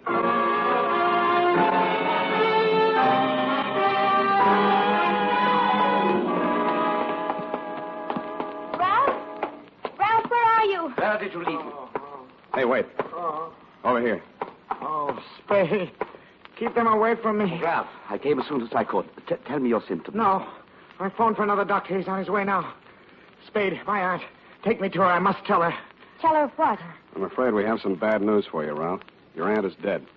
Oh, so you poisoned her, too. Ralph, you're sick. You don't know what you're saying. She's been to every specialist in the country. They all said the same thing. They all said she was good for another 3 months. My dear boy, in these cases, any doctor's guess is as bad as the next. No. Please, Ralph, you're very sick. Please let Ludwig examine you. If it's what you think, the other doctor may be too late. Why not? Why should I fear death? That's better. Now let me see your eyes. So. Open the mouth. So. What is it? What is it? He's right. It is poison. You see? Lenore, my dear. Yes? When you sterilized that needle for Ralph's shot this morning, did you pick up the wrong bottle? Of course not. Strange. It's very strange. But don't worry, Ralph. There's a very simple antidote. Oh, thank heaven. You should, my dear. Indeed you should.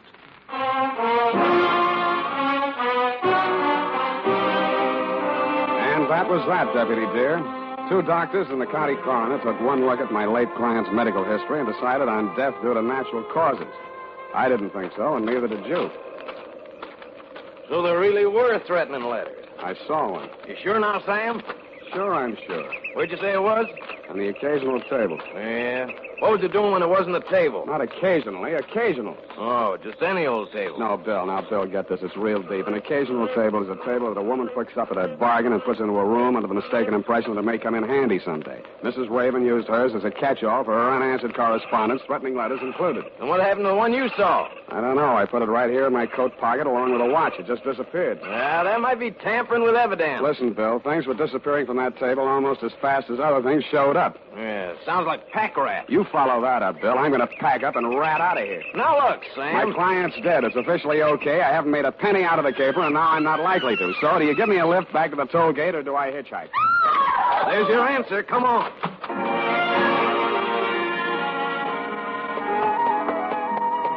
When we reached the second bedroom, whence the scream had come, we found the lost Lenore looking well found and something comfortable.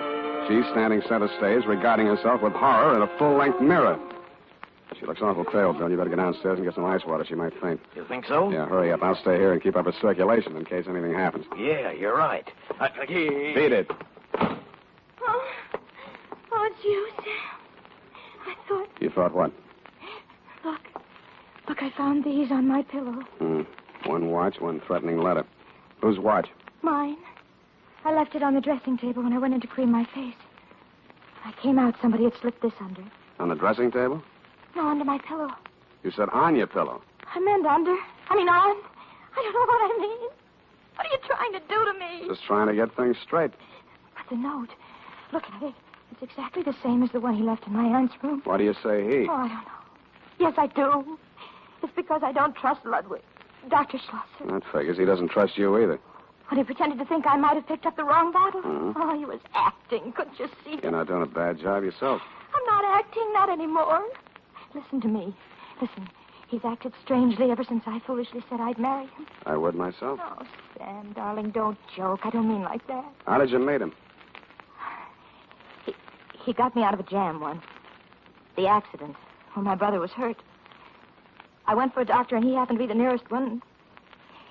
Well, I'd been drinking, and he took over, and he sent me home before the police arrived at the scene. Didn't Ralph know? He blanked out. He doesn't know to this day. But Ludwig never forgot. He forced me to recommend him to my aunt. He got into her good graces, practically moved into the house. Then he pretended to make love to me. Pretended? He didn't care about me till he found out about my aunt didn't have long to live. He knew half her money would come to me. Sam, do you think he poisoned my aunt? Officially, she died from natural causes. But you said she spoke about being poisoned. And Ralph, too. What's that medicine you give him in milk? I don't know. It's a prescription, just some drops that come in a metal container. Where do you keep those drops? Here in my room. I have to hide them. They make Ralph feel so much better. He used to overdose when the doctor trusted him to dose himself. Let me see that medicine. It's just here in this cabinet. Here it is. Don't tell me. It's empty. There was a glass bottle inside the container. Small but heavy. Lead yet. Hey, what are you doing with that gadget? The thing with the dials and the speedometer. Oh, that's something medical. I have to make a test on Ralph every day to see how he's getting along. You know what that actually is? Yes, I do. It detects anemia. Well, I wouldn't know about that, but a Geiger counter is generally used to detect something else. What are you going to do with it? I'm going prospecting for that missing medicine. Ah, there you are. I've been looking everywhere for you. I'm afraid I have bad news for you, Lenore. Ralph? My diagnosis was correct. Pernicious anemia. Dead. What is that you are carrying, Mr. Spade? Oh, nothing special, Doctor. Just an old Geiger counter. Lenore, did you let him take it? He said he was going to use it to find Ralph's medicine. What happened to Ralph's medicine? I don't know. It's just gone. Mr. Spade, that machinery is my property. I must ask you to hand it over. No gun necessary, Doctor. Here, take it. Take your gun, too, sir. Lenore, carry the machine this way. Walk ahead of us. First, we try the conservatory. He was an amateur with a gun, but I didn't jump him for it because I'm an amateur with a Geiger. I did notice that the indicator on the dial got nervous the minute we walked into the conservatory. Ralph Raven's body was still in the wheelchair, no paler in death than in life. His sightless eyes were fixed on that obscene plant. The plant looked sick, too. It was drooping, and his red mouth was hanging open. As we walked past the wheelchair, the indicator on the dial of the Geiger counter moved forward and then slipped back again. Then it took a sudden big jump. Ah, so that was his hiding place. The maw of that disgusting carnivorous plant. Well, it's not pleasant, but there's only one way to get it. Don't move, either one of you. My eye is on you. Yes. Yes, it's here. At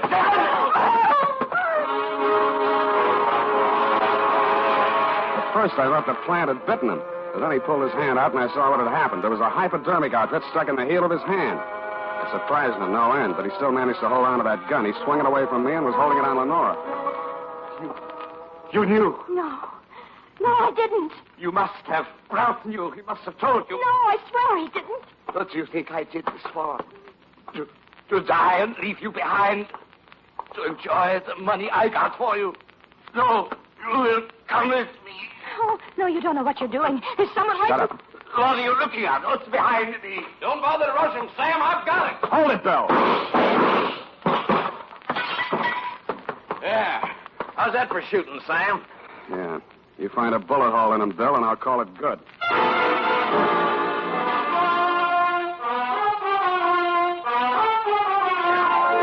And that, Deputy dear, is the crop. And it's all carnivorous. In case you're still wondering what dropped him when your shots missed, it was the poison in that hypodermic needle which Ralph had planted there for that very purpose and then baited the trap for the all-important missing medicine. Later on, I learned that what the doctor had been feeding him was the right medicine for what ailed him, an isotope of iodine. It seems it's radioactive like uranium, but if you take too much of it, you die. Not of poisoning, but of pernicious anemia, which is how the doctor planned for Ralph to die. It also magnetizes watches so they don't keep the right time. And if they're cheap ones, like mine, they may stop altogether. Period, and a report. Got all that, Buffy? I got it, Sam, but I don't get it. Buffy, people have studied all their lives to learn about atomic stuff like isotopes, and you expect me to teach you everything in one easy lesson. Oh, no, Sam, I know about that. But who killed who? Whom, dear? The doctor killed everyone, but Ralph loaded the needle. Then they were accomplices? No, Buff, get this. It's real shallow. Ralph knew there was no way in the world to prove that the doctor was killing him and hastening his aunt's demise, so he saw to it that she got a dose of detectable poison and did himself the same favor. Oh. Now, like a good girl, go type that up,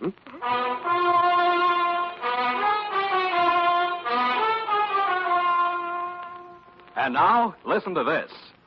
More and more millions agree every day. Wild Root Cream Oil has become America's favorite hair tonic because of the neat, natural way it grooms the hair. Because of the quick, easy way it relieves dryness and removes loose dandruff. Get non-alcoholic Wild Root Cream Oil with lanolin right away. And ask your barber for a professional application of Wild Root Cream Oil Hair Tonic. Again and again, the choice of men and women and children, too.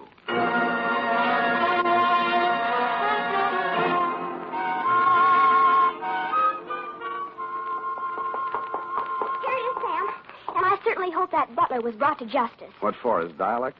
Oh, for helping to deliver the threatening letters and then stealing off the occasional table. A brilliant deduction. How did you deduce? Sam, that's for kids. If Ralph was too ill to walk, then somebody had to push him upstairs in a wheelchair. Now, wouldn't it have been easier just to carry him? That's how he did it? Or just go up himself? That's how. Possibly, and then again, we may never know. But do we care? Yes. I hate loose ends, Sam. Then keep it up. Good night, Sam. Spoken like a true Perrine, so I'll say to you, good night, sweetheart.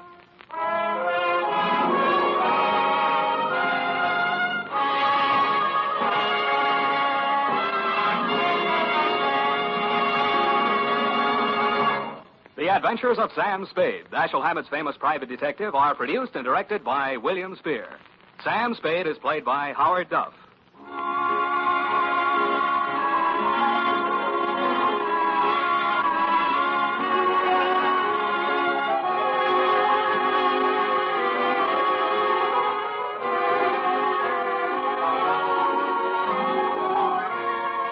The Adventures of Sam Spade are written for radio by Bob Tallman and Gil Dowd. Musical direction by Lud Gluskin, with score composed by Renee and Pierre Garrigan. Join us again next Sunday when author Dashiell Hammett and producer William Spear join forces for another adventure with Sam Spade. Brought to you by Wild Root Cream Oil. Again and again, the choice of men and women and children, too. This is Dick Joy reminding you to get Wild Root Cream Oil, Charlie. It keeps your hair in trim. You see, it's non-alcoholic, Charlie. It's made with soothing lanolin. You better get Wild Root Cream Oil, Charlie. Start using it today. You'll find that you will have a tough time, Charlie. Keeping all the gals away. Hiya, Baldy. Get Wild Root right away.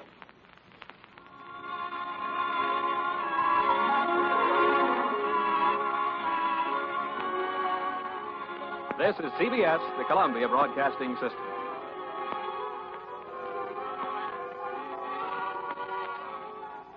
The Adventures of Sam Spade, Detective.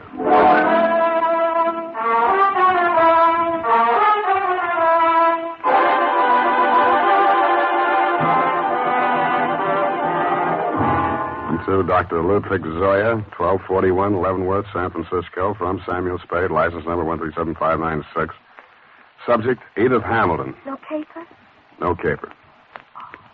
Dear Doctor, if I owe you an apology for not keeping you informed on the progress of the assignment and for letting it drag on as long as it has, then I'll have to go on owing you, which makes us even because you don't owe me anything. The start of it was a month ago. 32 days, 8 hours, 3 minutes, and 45 seconds, to be exact. Ah, Mr. Spade. Dr. Zoya? Good to see you. Let me think. How long is it? 3 years since I visited your office. That was when you were my leading suspect in the Denov case. Ah, yes, poor Denov. It was he who pointed out that we psychoanalysts are not unlike you detectives. Uh-huh. We probe, we question, we follow up clues in order to find out what is the dark secret which has nervously disturbed a human mind. But we are limited. We have only our patients' words and our interpretations. Sometimes that is not enough. And that is why I need your help in this particular case. What case is that, Dr. Sawyer? Please do not interrupt the free flow of my thoughts. Pardon me. Naturally, my ego feels a certain resentment against my id for asking you for your help. What makes me think I need a detective? Well, my id was just asking my ego the very same question. Oh, you too feel resentment. We must analyze that later. Bring me your dream material. But now to the case. Oh, yes, okay. This woman was referred to me by her physician. She has suffered a complete nervous collapse because she thought she recognized a certain person crossing a street. A person she had not seen for years. Who was that?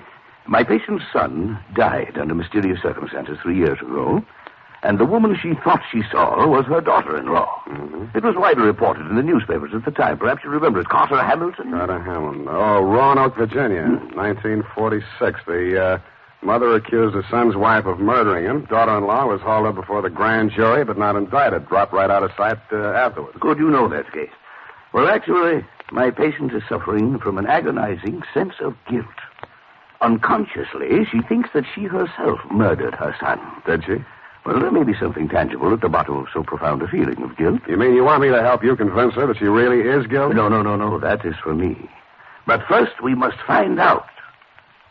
What we must find out is somebody else, whether they are guilty. What? Go all the way to Virginia, solve a crime that's been off the books for 3 years? No. The daughter-in-law is actually here in San Francisco. Well, if I remember right, she wasn't the only suspect. Well, whether she is innocent or guilty is of no importance.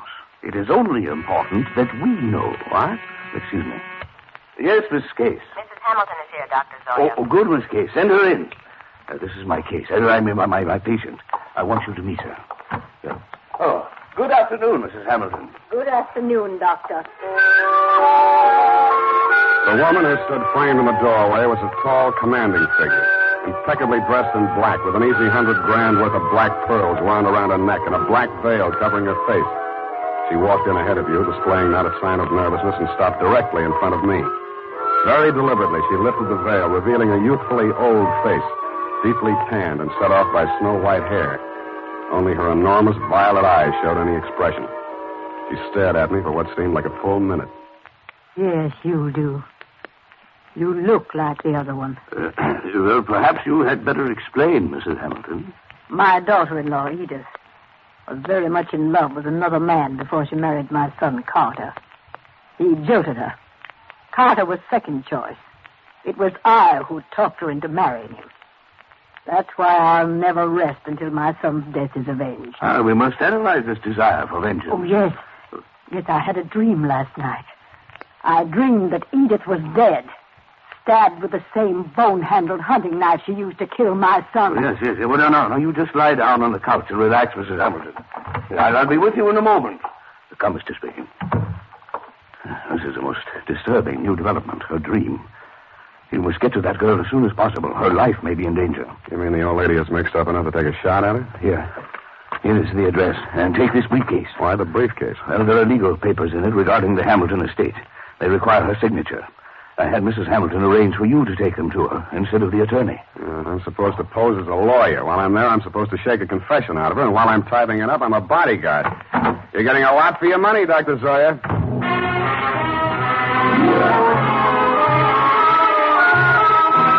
I spent the next hour or so in a newspaper morgue briefing myself on the old Hamilton case. The victim, Carter Hamilton, was the 28-year-old tail end of an old Virginia family whose blood was as rich as it was blue. The accounts of the killing were sketchy. At the old plantation, Carter Hamilton had been found one morning by his mother, dead in bed of a stab wound. The knife was never turned up. Somebody had wiped everything in the room clean of fingerprints, which sounded like robbery until it was established that nothing was missing. The state was counting heavily on Mrs. Hamilton Sr.'s testimony in their case against the daughter-in-law, but an odd angle I'd forgotten. The old lady had clammed up in front of the grand jury, and the case was dropped for lack of evidence. Then there was a picture. She was the kind of a girl who looks her best in a riding outfit with her freckles showing, and then surprises you by looking even better in full makeup with her shoulders showing. Candid is the word that best describes her features. Large, widely spaced eyes, a generous mouth, and an expression of unaffected sincerity.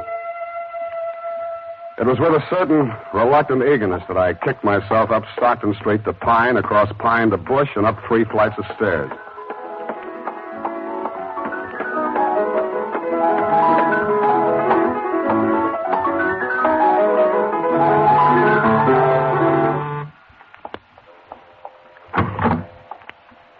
Yes? Mrs. Edith Hamilton? Yes. You must be from the attorneys. They wired me you were coming. Come in. Thank you. Not that I'm in hiding, but I'm curious as to how they got my address. Would you like a drink? Well, not right now. Can I fix you one? In about 20 minutes, maybe. I'm still wondering how they located you? I think the elder Mrs. Hamilton saw you on the streets. Oh, is she here in San Francisco? Yes. Is that so surprising? No, it's a large city.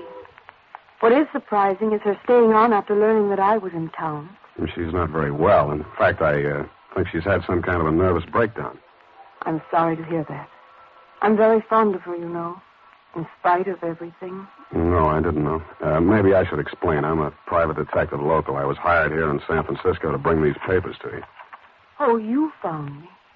I seem to be a little slow introducing myself. I'm sorry. Sam Spade. Well, if it had to be a detective, I'm glad it's you. But I can't help wondering why they didn't send a lawyer. And lawyers cost $50 an hour. I only cost 10. Oh. In the private eye stories, it's always $25 a day and expenses. I wish those writers would get abreast of the times. I'm sure they'll catch up. But if you're being paid by the hour, perhaps I can keep you here a little longer. I'm glad you said that. You remind me of someone. Pleasantly, I hope. Yes. Oh, yes. And sadly, too. Your husband? If you don't know about that, I hope you'll never find out. I'll leave that up to you. His hair was like yours. He was thinner. And his eyes were blue. Maybe we shouldn't wait till 5 o'clock for that drink. It was a funny kind of a drink. I'd never been hit by one before, black velvet. After 2 of them, I even began to hate myself a little less. And after the third, I decided there was some mystical connection between the drink and the color of her eyes. Black velvet.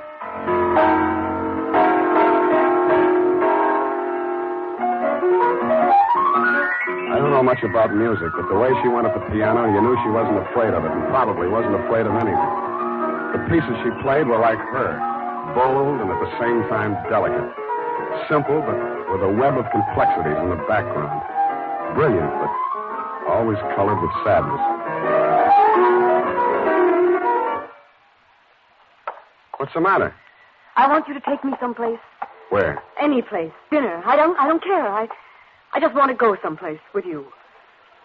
With you. Hey. What is it, Sam?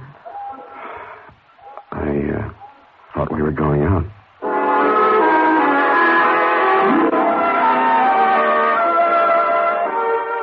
I never paid much attention to San Francisco before I met her. It's quite a place. There's a little park up on Russian Hill where you can stand and look out over the houses of the marina to the Golden Gate. There's an island in San Francisco even worse than Alcatraz.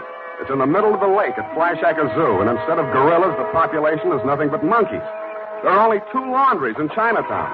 And out at Golden Gate Park, they have a band concert every Sunday afternoon. Maybe it was just the bright weather, but everything looked clean and shiny, as if somebody had taken a scrubbing brush to all the buildings. We even fed seagulls. At first, she never went any further into her past than the day before yesterday. I couldn't very well charge her for the progress I was not making on the case, so when I learned that you'd sent old Mrs. H to a nursing home for a 2-week rest and Edith did not need bodyguarding for the time being, I took a job that took me down to Los Angeles for a few days. I was awful glad to get back, and not because I don't like L.A.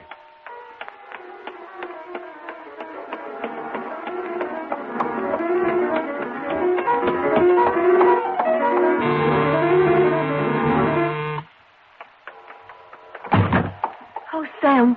Oh, darling, you were gone so long. Hey, the posies. Oh, give them to me. Well, I like that. This is the last time I make a fool out of myself buying flowers. I'll love them later. Hey, you're trembling. What happened while I was gone? What happened to me happened before you went away. You know that.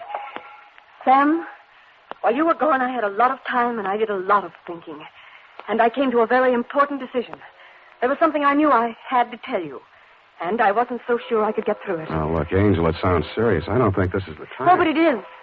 Yes, it is. Here, take it before I change my mind. What is it? I wrote it all down. Sit here, facing away from the piano. And don't say anything until you've read it through. Oh, okay.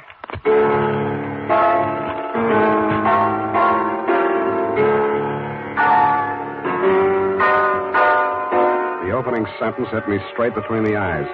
It said, I, Edith Hamilton, of my own free will, make the following confession. It was addressed to the district attorney of Roanoke, Virginia.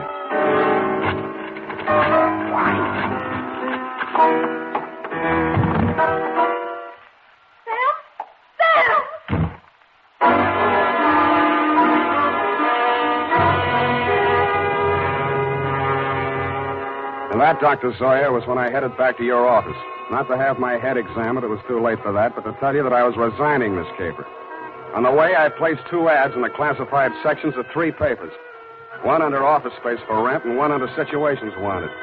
Ex-private detective desires position as night watchman, prison guard, asylum attendant, or any more pleasant line of work. And I really meant it. The United States Armed Forces Radio Service is presenting the weekly adventure of Dashiell Hammett's famous private detective, Sam Spade.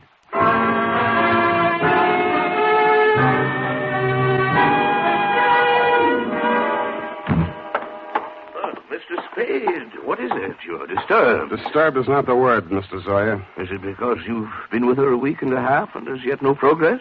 Let us analyze the situation. The whole setup has been rotten from the beginning. You send me to that girl under false pretenses. You tell me to worm my way into her confidence. Now, one moment. Did I tell you this? How else did you expect me to get a confession out of her? Should have got the play when that old lady said I looked like a man Edith was once in love with. You thought she'd fall for me, didn't you? You thought I'd take advantage of it, didn't you? Well, you could hire somebody else to make love to her. I'm a detective, not a gigolo. So she did make a confession to you. Why do you say that? When a patient comes to a psychoanalyst for help, a situation develops which we call transference. Now, this means that the doctor represents to the patient someone in whom he can confide, to whom he can unburden himself, such as a parent or a loved one. Well, then let's not go on with it. No. Well, at the moment, that is, what you feel toward me at the moment is what we call negative transference. You wish to continue to make love to her, but you feel guilty about it, so you blame me. Well, what then? What are you driving at? In this love affair of yours, we have a similar situation. But what she feels for you only resembles love. It is transference. You resemble a former lover. Yeah. And that is why it only took a week and a half for her to reveal everything. Oh, sometimes I think I am too ethical. Or too old. Come now. Why don't you tell me? You'll feel better. There's nothing to tell. She had it written down. I didn't read past the word confession. Well, what did you do with it? I destroyed it. I see. Well? Now Miss what? Case, what is it? Mrs. Hamilton, she's...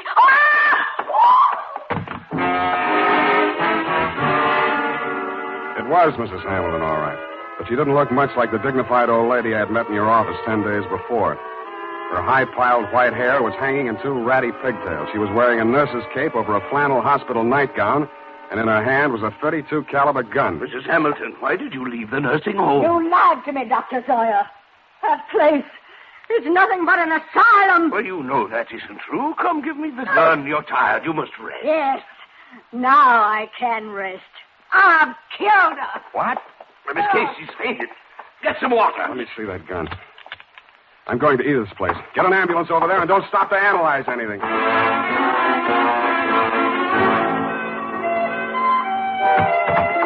Edith was slumped forward over the piano keyboard. She was barely breathing. The old lady wasn't much of a hand with a gun. 4 of the slugs had punctured the big studio window. 1 had torn a flesh wound in her shoulder. The other had penetrated the right side, just below the rib cage, and there was not much bleeding at the wound of exit. Her face was pale and the skin cold to the touch.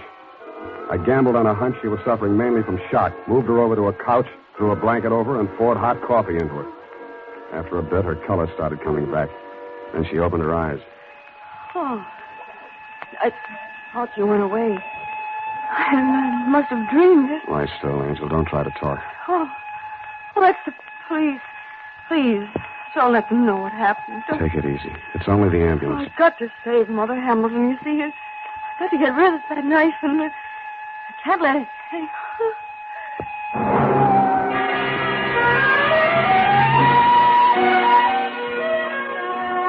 I rode in the ambulance with her. She was still unconscious when they carried her into surgery. They told me she was out of danger. When they threw me out that night, I went back to her apartment. What she'd said about saving old Mrs. Hamilton and getting rid of the knife gave me a new slant on that confession I hadn't read. The pieces were still on the floor where I'd thrown them. It took me nearly an hour to put the jigsaw together. And when I did, it was still a puzzle. In her story of that morning 3 years ago, she confessed to finding the body before the official discovery, to hiding the knife and wiping the doorknobs and surfaces in the death room to get rid of fingerprints. She couldn't remember anything that had happened in the 8 hours between 1 a.m., when she had left her husband drinking in the library and gone upstairs to bed, and approximately 9 in the a.m., when she found herself standing over his body with a knife in her hand.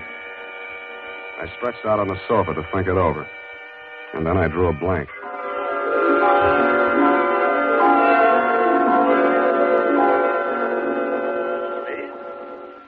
Spade, wake up. What? How did you get in here? Well, I've been reading that so-called confession. Very interesting. We must analyze it. You analyze it. I'm going to call the hospital. I've just come from there. How is she?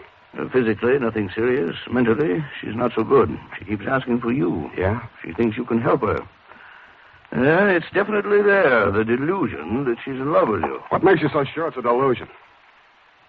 Don't answer that. When can I see her? Well, it's best that you wait until she comes home. That will be next Tuesday. Look, you're supposed to be a first-class head doctor. Can't you cure this amnesia of Edith? I thought I explained to you last night when we were discussing transference. Please, Dr. Zoya, please. I know you mean well, but don't. I beg of you. Well, it's not important. When she gets to know you better, she will realize that her love for you is irrational. And then she will remember everything.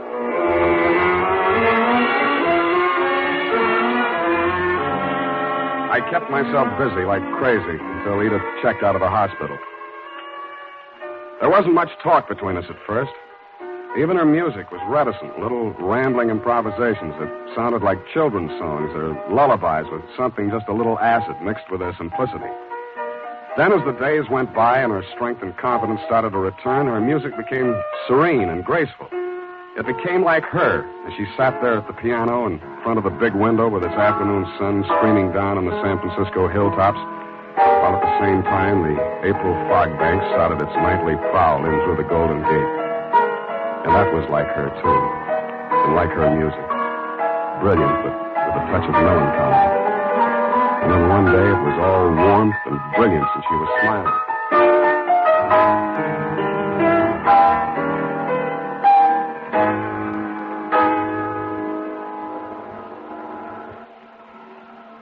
Sam? Yeah, Angel. I remember now. So that's it. I woke up this morning feeling so happy. And then I knew I was on the verge of it. Because I knew that however bad the truth might be, it was worth not remembering it. Even if I was a murderer, you'd rather know, wouldn't you? No, I wouldn't. Why? I thought I knew you so well. Darling, are you angry? Yeah. But at me? Yes, you. The first time I came here, I tried to give you fair warning. You should have figured the score when I told you I was a private detective. You'd even read the stories where in the end the detective doesn't have any choice but to turn in the beautiful dame, no matter what his personal feelings are. Maybe you didn't think they were true to life, or maybe you thought I was an exception to the rule because you are. Well, I'm not. Truth is, I was hired to get a confession out of you any way I could, and I think in the back of your mind you'd known it all along. You want to have your confession and eat it, too. You probably learned as a child that it's smarter to tell all and be patted on the back than to be found out and get spanked. How can you be so smug and so self-satisfied and so... Whatever made me think I was in love with you? Just because you looked a little like someone who I... Zoya was right. Only you thought you were kidding yourself, too. Zoya called it transference. I call it baloney. Goodbye. You come back here. You can't just leave like...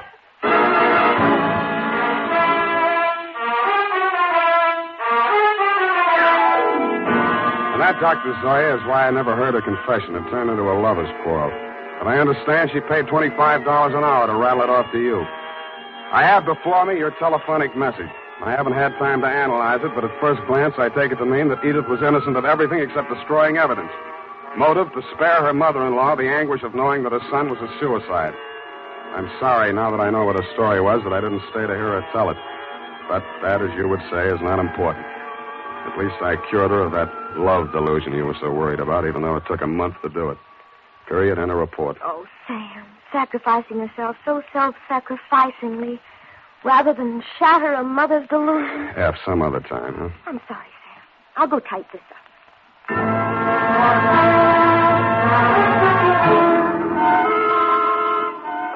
Well, here it is, Sam. Sam, where did he go? Sam Spade Detective Agency. It's me, sweetheart. Sam, where did you go? I'm downstairs in the bar. Sam, there's so much noise on the line, I can't... I'm drowning my sorrows. Well, you don't need to shout. Oh, hold the line a minute. Yes? May I help you? Oh, no, I'm sorry. I was hoping I might find Mr. Spade in. Hello? Would you like to leave a message? Oh, tell him Edith Hamilton called. Oh. Ooh! F, are you still on the phone? Ooh. Oh, pardon me. Yes, dear? What happened? Are you taking a bath? Nothing at all. One moment, please. Miss Hamilton, I have him on the line. He's downstairs in the bar. And if you'll hurry, you can just catch him, I'm sure. Oh, downstairs. Well, I will hurry. Thank you. You're welcome. Sam, are you still on the line? What's the matter with you? Nothing. Just go ahead and drown your sorrows. But don't get loaded. Good night, Sam. Well, Good night, sweetheart. I'm going to take piano lessons.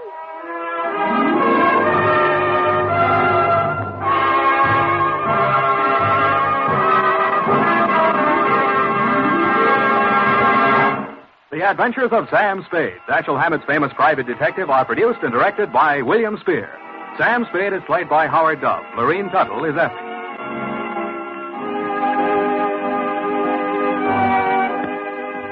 This is the United States Armed Forces Radio Service, the voice of information and education.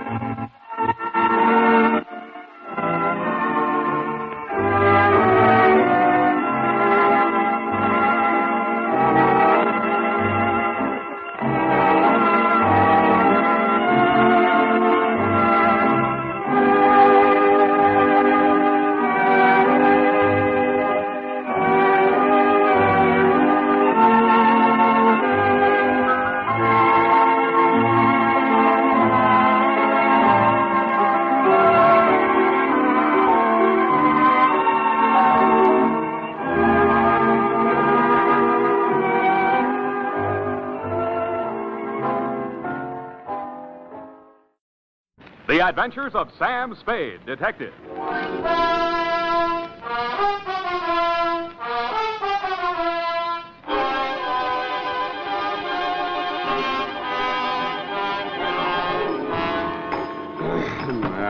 Date.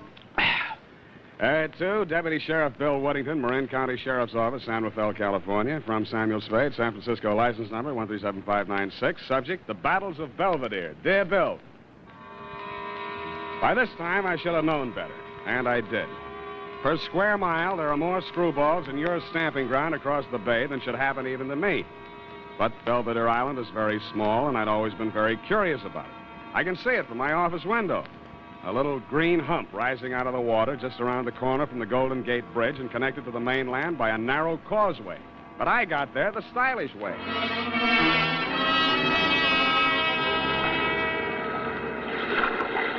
The sign on the dock we made for said Battle Landing. I thought I knew what that meant because my client's name was Jonathan Battle. But I was not quite prepared for the beautiful welcome I got. Golden is the word that best describes her. From the gold sheen of her complexion to the gold sandals on her delicate little feet and the heavy Oriental-type gold jewelry gleaming from her ankles, arms, throat, and earlobes. Her jet-black hair was partially covered with a gold-embroidered sari, and as she came nearer, I saw that her eyes, with their slight Oriental cast, were not green, as they looked from a distance, but blue, with flecks of gold in them. I am Chandra Leslie, Mr. Spade. Welcome to Belvedere Island. Thanks. I think I'll like it here. If you will accompany me, I will take you up to the house. Thank you. I am sorry my foster father could not be here to greet you. But he is an artist, you know. Oh. You're Jonathan Battle's foster daughter? Yes. He was my father's closest friend. When I was left alone in the world, he came out to India after me and brought me here. I see. How do you like San Francisco? I've never crossed over to the city. I wish I could. Well, why can't you? I am only a woman. I must do as I am told. I see.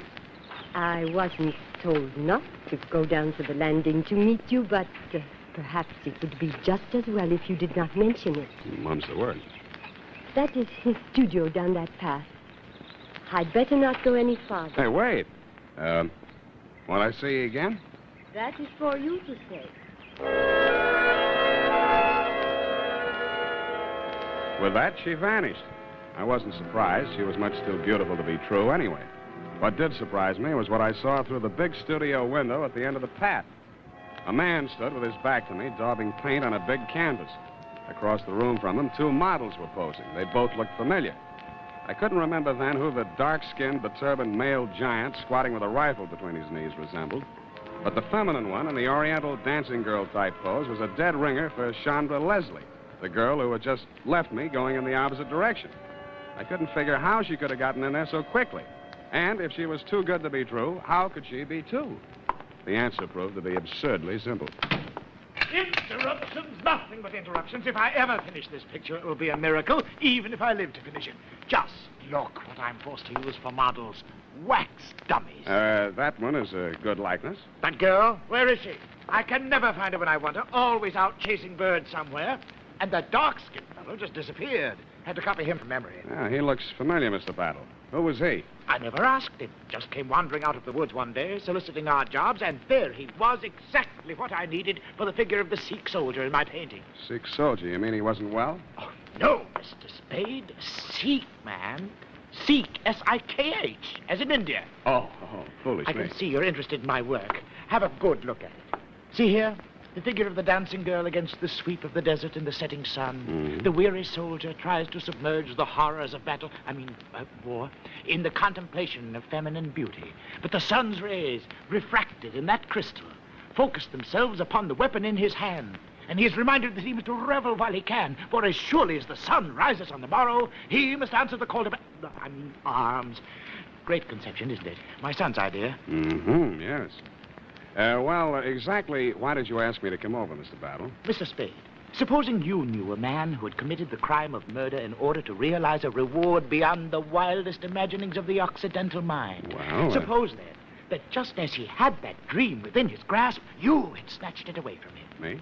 Suppose, further, that your enemy had then devoted his life and his fortune to searching you out, and you suddenly learned that he had caught up with you at last and was actually living a stone's throw away from you. What would you think? I think I'd move. Where? To a crowded city where he or his hirelings could be lurking for you around any corner? Well? I think not, Mr. Spade. I think I would stay right here on this island and hire myself a detective. Bully for you. And I would send that detective to warn him that his presence is known and his designs anticipated. Who is this sinister character, and where is he ambushed? It's the property adjoining this one on the north. The name on the mailbox is Patterson, but don't you... oh, good Lord! It's 12:47. It's time. Go. The sun is approaching the proper angle. I've only these few moments, you understand, each day. When the sun's rays fall directly on that crystal from the clerestory window up there, perhaps today I will capture it with brush and canvas.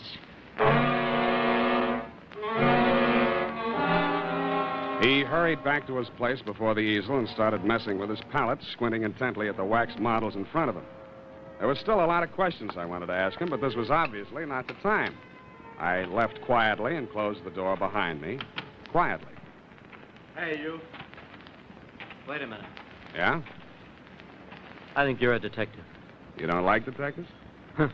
Hard-boiled type, huh? James Kane, Raymond Chandler. Dashiell Hammett, please. Who are you? I'm Bob.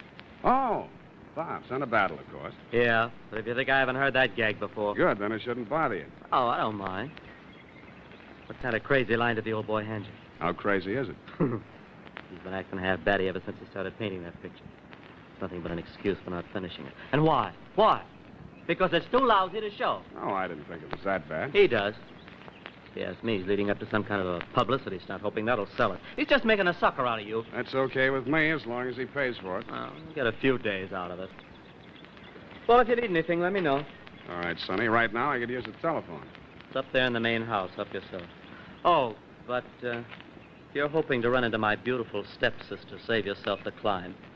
She went over to the next-door neighbors for lunch. Your father mentioned them. Who are they? Somebody she knew in India named Sherry. Yeah, well, not Captain Sherry. Yeah, retired. Captain Theophilus Sherry. Captain Theophilus Sherry. Twice before in my wild, unpredictable career, I had crossed the path of and swords with Captain Sherry, and we had both lived to regret it. I wondered which one of us the third time would charm. I knew one thing for certain. With Captain Sherry on Belvedere Island, it would be a good idea for the natives to apply immediately for more life insurance. Not that he was any great criminal mastermind, but people just had a way of dying while he was in the vicinity. This time, instead of waiting for the mountain to come to Muhammad, I decided to move Muhammad off Belvedere Island, altitude 352 feet. But I didn't even make it as far as the mailbox before something stopped me.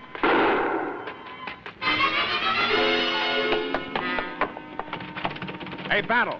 Battle! Anyone in there? Battle, can you hear me? Okay, I'm coming in.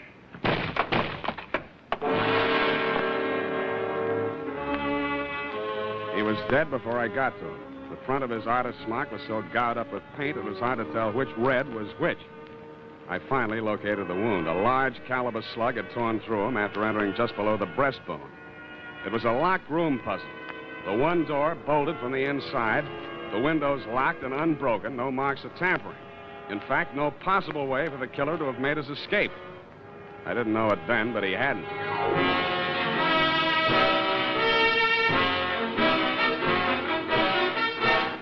The United States Armed Forces Radio Service is presenting the weekly adventure of Dashiell Hammett's famous private detective, Sam Spade.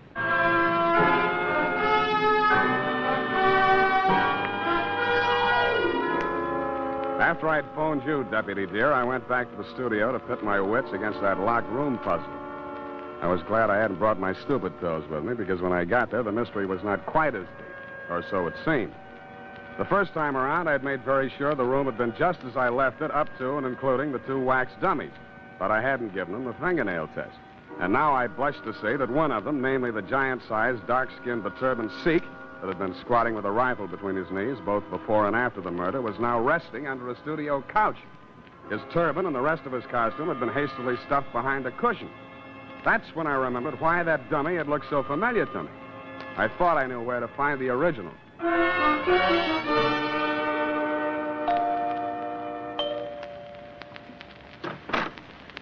Hello, Marcus. Where's Captain Sherry? You go home. Thanks. I won't.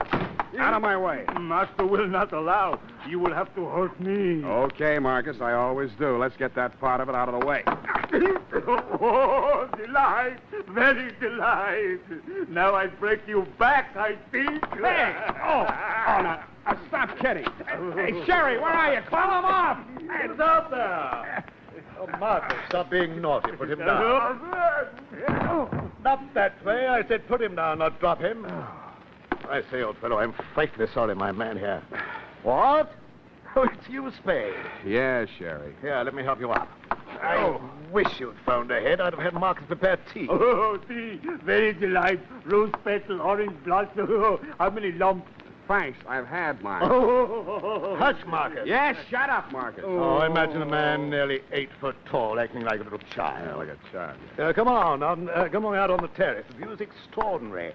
The agent informed me that this is one of the few spots in the San Francisco area which commands the view of both Alcatraz and San Quentin. Yeah, well, you'd better enjoy it while you can, Captain, because when you're in either, you can only see the other one. I once spent a fortnight in the brig out in India, and I can tell you the prison life is not for me. Then why don't you stay away from people who get killed? I say, you mean old Battle? Has it happened so soon? Okay, what's your alibi this time? I'm sure you have one. Oh, drat it, man. Why do you always commence by taking such a dim view of my activities? However, I will not allow you to goad me into letting you make a fool of yourself. As always, I shall place my cards upon the table. Face down, as always. Well, you've only to turn them up. I'll be brief. 20 years ago... Oh, here we go. Marcus and I were having a go at the east slope of Nanga Parbat in the Himalayas when our pack train encountered an avalanche which swept us bodily across the border into Tibet. I'll bet. Our carriers were decimated, but luckily most of our gear remained intact. What kind of contraband were you carrying? Contraband into Tibet? Oh, I say, really. No, matter of fact, we were traveling light in the hopes of bagging a few brace of bar-headed geese. Foul play, eh? Allow me to finish. We arrived in Serra, a valley adjacent to Lhasa, to find the religious community in an uproar. It seemed that in their haste to create a new Tashi Lama, the native astrologers had misread their stars. In short, they had vested in the holy monastic robes an infant girl. She's not 16 years of age, and due to make a public appearance with a thunderbolt of Vajra. Oh, please, interruption. Sorry. To make a long story, a young adjutant in my company by name Leslie became smitten with her charms and offered to take her off their hands. But unfortunately, from their point of view, certain irrefutable temporal awards had been conferred upon her at the time of her accession. Among them, a mountain worth several billion pounds. On our journey back to the Punjab... Hey, wait a minute. Did you say this girl owned a mountain? Precisely, a most amazing... Worth several billion pounds? Yes, it's the gold, you know. The presence of gold in the Serra has long baffled geologists for the simple reason that it's an unnatural deposit. Unnatural? Synthetic, that is. For 13 centuries, the devout have made pilgrimage thither to implant in the mountain small gold nuggets in the ignorant belief that they will grow into large lumps. Mm-hmm. How many centuries did you say? 13. Oh, very well, 12. That's better. And needless to say, the small nuggets never do grow into large lumps. Needless. But until they do, the devout, with the exception of the aforementioned or her nearest relative, are forbidden to carry off any of the gold. And who is the aforementioned? That dear little girl whom Leslie carried off to the Punjab as his bride. They had one daughter, Chandra, the girl who met you at the landing this morning. How did Battle get hold of her? Well, sir, a few years back, as our company was marching along the east face of Nanga Parbat... There was an avalanche. Precisely. And poor Leslie perished miserably. But the ungrateful scamp, in spite of his many promises to me, had left instructions that Chandra should become the ward of that presumptuous paint puddler, Jonathan Battle. He forbade her to see me, and finally left India under cover of night, taking her with him. So you finally tracked them down on Belvedere Island? Exactly. And my plan, if all else failed, was to win her hand in marriage. What if she objected? You little comprehend the Oriental mind. She's a woman. She must do as she's told. All I had to do to turn the trick was to frighten Battle into giving her the necessary fatherly instructions. So you see, his death has come at a most awkward time. By the way, who do you think did old Battle in? I think he was killed by the rifle held by that warrior he was painting, the figure your boy Marcus posed for. Oh, hello. Oh, that's nonsense. Marcus was with me at the time. I don't think Marcus had to be there. I don't think anybody had to be there. Well, that settles that. Marcus, pack the marmalade. We're leaving. Never mind the crumpets. We'll leave them for the poor. Oh, delight, baby, delight.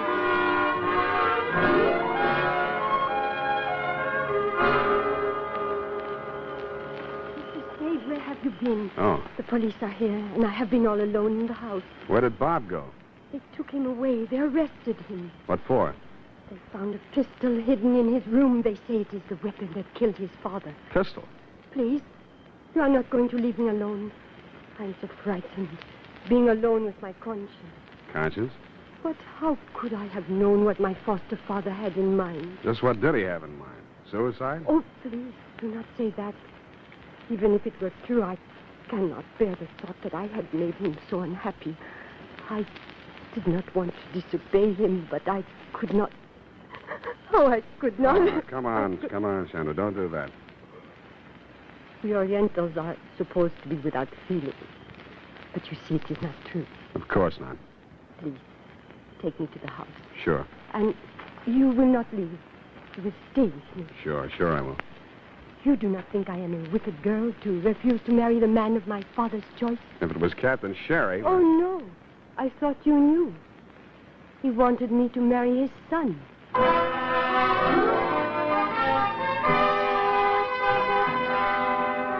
I spent the rest of the night keeping her insomnia company, and a very pretty one, too. I didn't get to you on the phone to ask you about that pistol of Bob Battle's that you'd tagged as the murder weapon until just after sunrise. What I learned from you was that the rifle that had posed with the dummy warrior was an old-fashioned Belgian-made Browning with a smooth bore, which could use revolver ammunition. But the fatal slug did match the test slug from Bob's revolver. What I told you was that ballistics can lie, and that you should take another look at the metal clamp and the trigger guard of the rifle. You said you would, had the lab run tests on both guns, and by noon you had freed Bob Battle and released the exhibits into my custody. By 12:45, I had the stage set exactly as it had been set for Jonathan Battle's murder, except that the door was not locked. Chandra was standing at the easel as near as I could figure in the spot where Jonathan Battle had been standing when the slug tore through him, and Bob Battle was standing just close enough to her. You, Deputy dear, were lurking in the shrubbery outside, observing the whole colossal spectacle. Nevertheless, I plunged unblushingly ahead toward my Agatha Christie finish. But, Sam, I do not understand. What are we waiting for? You won't have long to wait, Chandra. You must be off your nut. I've been cleared. Nobody ever suspected Chandra. What do you hope to prove? Maybe that I'm wrong. Well, why isn't Sherry here? If I'm right, he will be. Okay, about 15 seconds. 15 seconds? 12 now. And if we're lucky, we'll find out how your foster father was killed. Chandra, he has no right. You don't have to do this. 5 seconds. Whatever happens, it'll mean your license, Spade. You have no right... 2 seconds. Chandra, get down! You can't, sir. Of all the high-handed, dishonest, reprehensible... How badly is she wounded? Take it easy, Captain. Oh, trusting little girl. She's all right, Sherry. If she keeps away from you, she'll stay that way. Come on, Chandra. Give me a hand. You all right? Yes. But poor Bob. Yeah, poor Bob. He only killed his own father. But why? There. Now, don't fret about it. I'll take care of you, my dear. Captain. Hands off. My dear fellow, you mistake my motives. What this poor girl needs is a father. And what better guardian than myself, and my vast knowledge of the Orient, and my deep understanding of the Eastern mind. Nuts. Well, Sam, I sure got to hand it to you. It worked. I guess this just about cleans up this caper. Thanks, Sam. Thank you, too, Captain. You've been a great help. Oh, thanks, Whittington. Pleasure knowing you. Why, you dumb bunny. Who, me? Standing there, shaking hands with the most sinister international dope smuggler on the Pacific coast. Now, see here, Spade. That will take some proving. Frisk him, Bill. Go on. See what you find on him. I welcome this opportunity to prove my innocence. Go ahead, Deputy. Well, what do you know? A hypodermic kit. See? Why, this is an outrage. You planted that in my pocket, Spade. Well, maybe. Even if I did, the deputy here will have to take you in for questioning, and that'll mean answering some questions for the federal men, won't it, Bill? Well, now, if you planted that kit, Sam... I haven't admitted it yet. You'll have to prove it, and you may not be able to before the federal men get involved. Not that Captain Sherry has anything else to hide. Well, sir, never let it be said that a royal fusilier didn't know when to blow retreat. Marcus? Yes, master, yes. Pack the marmalade again. We're off.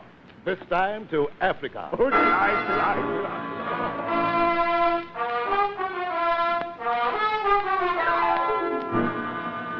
Period. End of report. But Sam, you let him go. I know exactly what you're going to ask, Effie. It worked like this. At a certain time of day, the sun rays were refracted through the crystal directly on the spring metal clamp and the trigger guard of that rifle.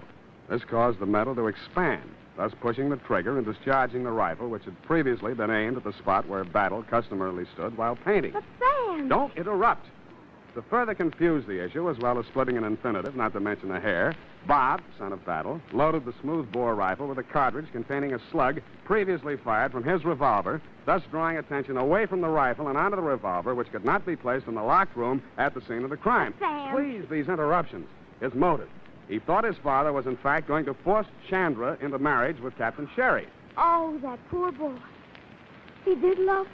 Perhaps, but don't forget the billion-dollar mountain. But he leapt in at the crucial moment and interceded with a bullet meant for her.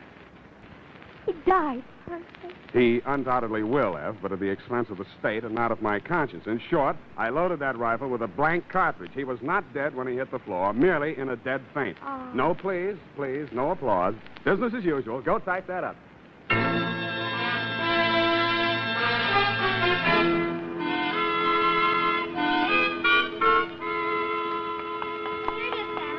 One question.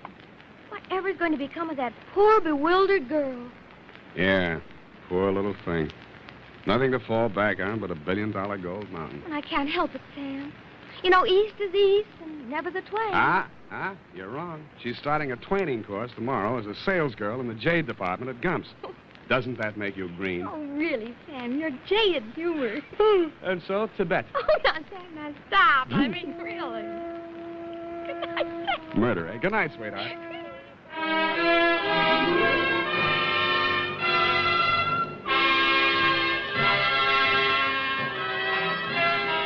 The Adventures of Sam Spade, Private Detective, is a presentation of the United States Armed Forces Radio Service, the voice of information and education.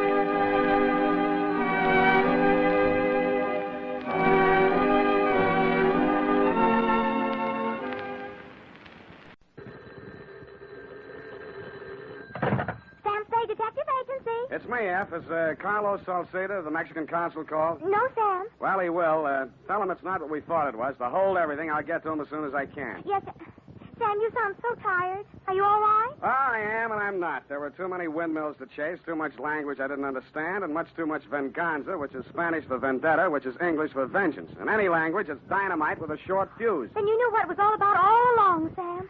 It was revenge. It was and it wasn't. Oh, I'm afraid I don't understand. What about the girl? Is she all right? She is and she isn't. I am confused. Exactly par for the course. But don't worry, F. It'll straighten out like starched spaghetti when I come down to say it with flowers, dictating, as I will, my report of fury and ferment on the Red Ampola Caper. Amapola, my pretty little poppy. Oh, Sam. That's as off key as I'll be today. Mr. Salcido called. I told him what you told me to tell him. For more, I couldn't ask, F. He understood what you meant perfectly. I don't understand a thing. You will. You know, I may have to trade this stuff in for tequila. No messing around there, straight to the point. A virtue some people might do well to cultivate. Just tell me one thing, Sam. Was it a sour caper? Let's not tarry, F. To the point, remember? Pad ready. Uh-huh. Pencil poised. Knees crossed. Yes, Sam. Skirt a little bit higher.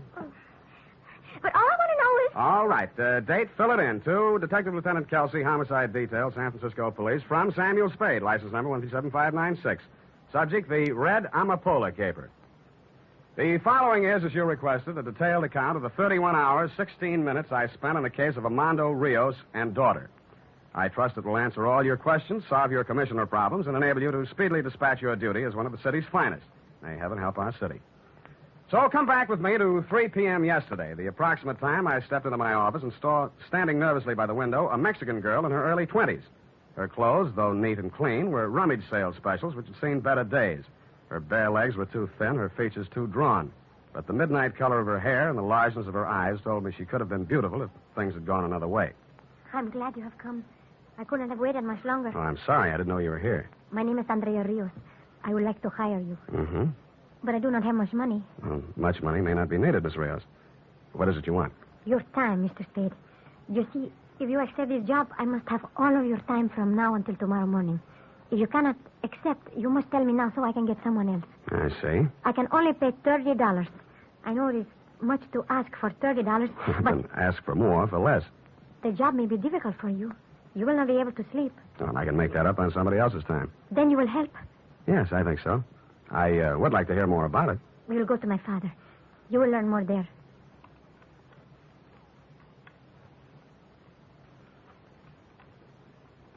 She led me to the nearest streetcar, headed for south of the slot, and paid the fare. 20 minutes later, we were walking through the San Francisco that's left over, where the liquor is cheap and one cigarette is property. The sounds of a jazzed-up Spanish song caught my ear, and the beer signs turned to cerveza. The building Andrea Rios picked to go into was old enough to give the termites indigestion. A faded sign said, La Casa Azul. She knocked on the door of room 12. ¿Quién es? Andrea, Papa.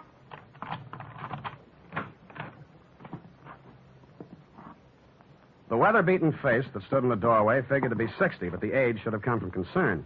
He wore a black sweatshirt, pants to match, and a dirty white sailor's cap. Inside on the table sat a bottle of high-octane joy juice, that witch hazel with a misnomer, tequila. The lemon and salt stood alongside. On the bed lay a duffel bag with the block letters Santa Susana. Está este el hombre, Papa. ¿Cómo se llama? Señor Spade, el detectivo. My father speaks no English. I see. ¿Tienes confianza en él? ¿Es honrado? He asks if you are an honest man. It's a question no man can answer with complete honesty. ¿Qué le has dicho, André? ¿Qué sabe? Nada, Papa. Siéntese, hombre. ¿Un traguito? My father says to sit down and have a drink. Tell Father I will, but I'd enjoy it more if I knew why I was hired. Yes, of course. To spend the night here, Mr. Spade, with my father. To keep an eye on him all the time. Protection? No. Well, there must be more to it. We want you to be able to testify to my father's whereabouts this night, if it should become necessary. Mm-hmm. What's going to happen this night? Something. And you want your father in the clear? Yes. Well, that sounds fair enough. If that's all there is. I'll have that drink now, if there'll be enough to last.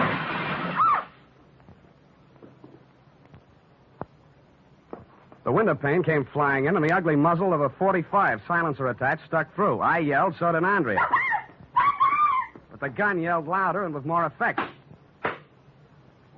The bullet struck Andrea in the side. She lurched crazily, then folded in her father's arms.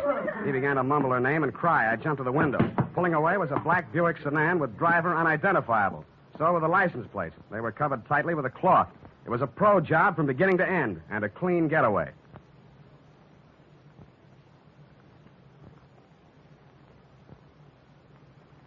Well, Andrea was still alive, but not by much. I turned up a phone in the lobby. One nickel got me to the emergency hospital. The other brought me homicide.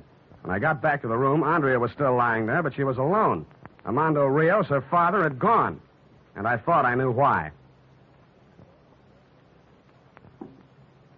Revenge, huh? Exactly, Lieutenant. I think Rios knows who shot his daughter because I think the bullets were meant for him and she got him by mistake. Huh? I think, therefore, that Rios has got revenge on his mind. Now, let you have Rios picked up before he does something he can't get out of.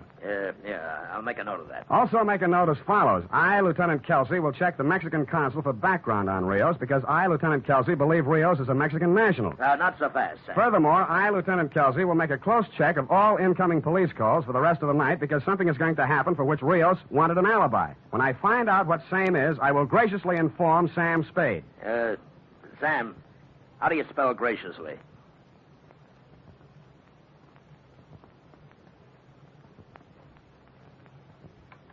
I went to the offices of several Mexican-language newspapers, told them the story, and asked them to give a place of prominence to the fact that Andrea was alive, asking Armando Rios to go directly to the nearest police station and wait until contacted. I then went to the Maritime Service and queried about the Santa Susana. I was told it was a sport fishing vessel owned by its captain, J. Mortigan, with office in the Ocean Building on the Embarcadero. The nameplate on the Titian-haired secretary's desk said Janice Odell. Yes? Could I help you, please? I think so. This the office of the Santa Susana? Oh, you're planning a fishing trip. Well, then you've come to the right place. The Santa Susana has excellent accommodations, is thoroughly outfitted for an extended cruise in the Bay of California, where, as you know, exist some of the greatest fishing waters in the world. If it's the same with you, miss, I'll do my fishing here. My name is Spade. I'm a private detective. I am trying to locate an Armando Rios. Rios? I said something? You know him? He's got a berth on the Santa Susana. Well, he has... At least he had... What's he done, Mr. Spade? Well, it's what he will do that bothers me. You say he had a berth. Would you explain, please? Just a moment, Mr. Spade. Captain Mortigan, there's a private detective out here asking about Armando Rios. Rios? Well, send him in, Janice. Come on, move lively. In here, Mr. Spade. Thank you. My name's Mortigan, Captain Mortigan. I skipper the Santa Susana, the finest sport fishing vessel ever to touch salt water. Everybody's got a commercial. Miss Odell says you're asking about Rios. I am. I'm trying to locate him. And so am I. I've got steam up and a dozen people waiting. Rios knows those Mexican fishing waters like no one I've met. And where is he? Jumped ship, if you ask me. Scampering around San Francisco, or dead drunk in some infamous den from that cactus poison he drinks. If the storm's over, Captain, I'd like to ask you a few questions. Where does Rios room when he's in San Francisco? Stays right on the ship. Did you know he had a daughter? No. And you don't have any idea, I suppose, why Rios jumped ship? It's a woman. That's my guess. It's always a woman. But that is just a guess. All right, Captain, I'll make a small-sized deal with you. If I find Rios, I'll notify you. If you find him first, notify me. I'll leave you my card.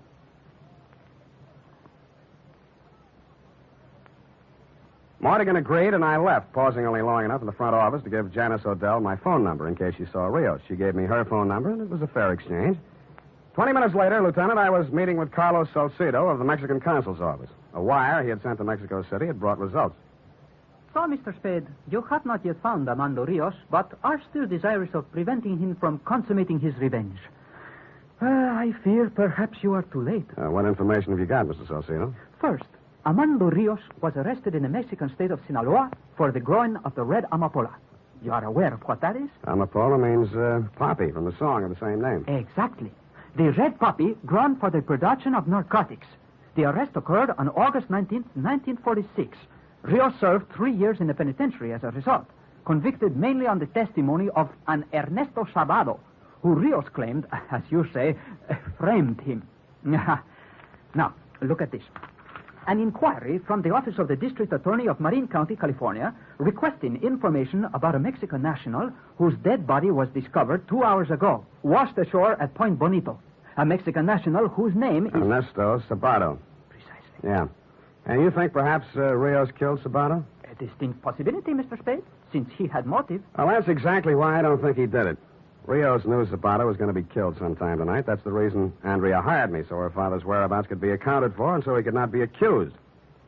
No, Mr. Salcedo, I don't think Rios killed Zapato. Well, I hope you are right, for his sake and for his daughter's, who we both hope will get well. The one who killed Zapato is probably the same one who drives a black Buick sedan who took those pot shots at Rios and caught Andrea instead. The same one who Rios has now got a vendetta against. Venganza. However you say it, it's a sucker's play, but how do you stop him if you can't find him? Thank you, Mr. Salcedo. I must admit, Mr. Spade, I do not fully understand your concern over Rios. As a matter of fact, I'm not sure of it myself, but he got a rotten shuffle. I got a night's pay, so I might as well work for it. Besides, well, I'll let you know what develops. The next 4 hours, dear Lieutenant, was spent in questioning the following. A, 2 members of the crew of the Santa Susana. B, assorted residents of La Casa Azul. C, Inspector Gruber of the Marin County DA's office assigned to the Zapato case. Sum total of information garnered concerning the whereabouts of Armando Rios and or the identity of the gunman he was after, 0. I was tired, I was depressed, I had a headache. 5 minutes to 11, a coin of mine dropped into a payphone in a booth by a gas station closed for the night. My intention was to find out if you had turned up anything and to ask how Andrea was, but you never got to hear my honeyed voice. Hang it up, Spade. It was a voice that wasn't familiar. The 45 with silencer affixed, however, was. It didn't take me long to start perspiring. Leave the nickel, Spade. You won't need it. Good evening. I've been wondering about you. I'll bet you have. You're sort of a novelty, you know, the only myopic gunman I've ever met. What's that mean? You're nearsighted. You got the wrong person back at La Casa Azul. Boss will have to send you out again for Rios. I don't like you, Spade. I don't know you, but I don't like you anyway. Guess I'll kill you so I'll never have to take a chance of knowing you. Now, come on, step out, gumshoe.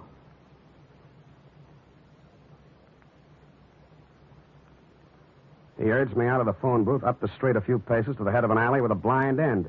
There he parked himself on a fire plug. I wished him all sorts of bad luck, and he told me to start walking into the alley. Mine was small choice. But as I moved away from the Gunzel toward the alley's end, my eyes searched for means of escape. All right, Spade. That's far enough. Now I'm going to pick your eyes out. Turn around. I stood frozen for a moment, then spun and looked. The Gunzel had pitched onto the sidewalk, but the 45 was still in his hand. I moved up to him slowly with a maximum of caution and took a closer look. He was as dead as he could get. A knife in his back had done the job. That's when I looked up the street and saw a figure in fast retreat.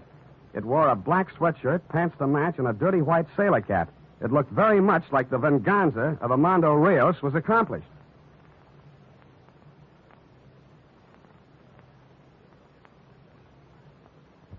You arrived at the scene of the crime, Lieutenant, where you took over in your own masterly way. By the adroit maneuver of looking into the dead man's wallet, you uncovered the fact that he was a Los Angeles import named Max Rapper. You then examined the knife in his back and discovered, as I had previously, the initials AR for Armando Rios cut into the handle. That, plus the fact that I and other witness had seen Armando Rios flee the scene, made it open and shut. Rios was now wanted for murder. When we got to your office, a message had been received by Sergeant Polehouse from Dr. Pennington of General Hospital. It said, 1, Andrea Rios was going to live.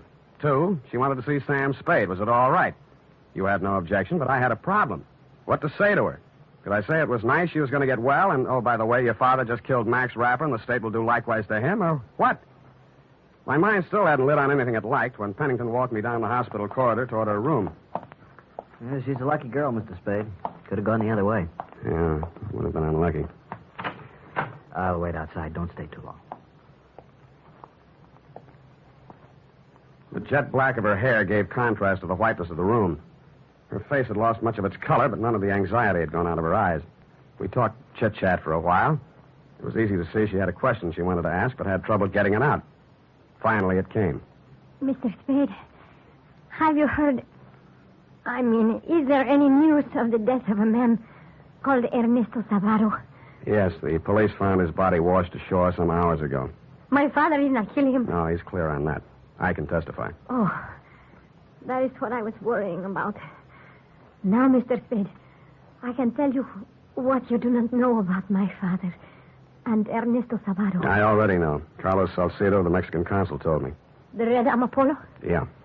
Oh, it was an unfortunate affair for a great many people, Mr. Spade.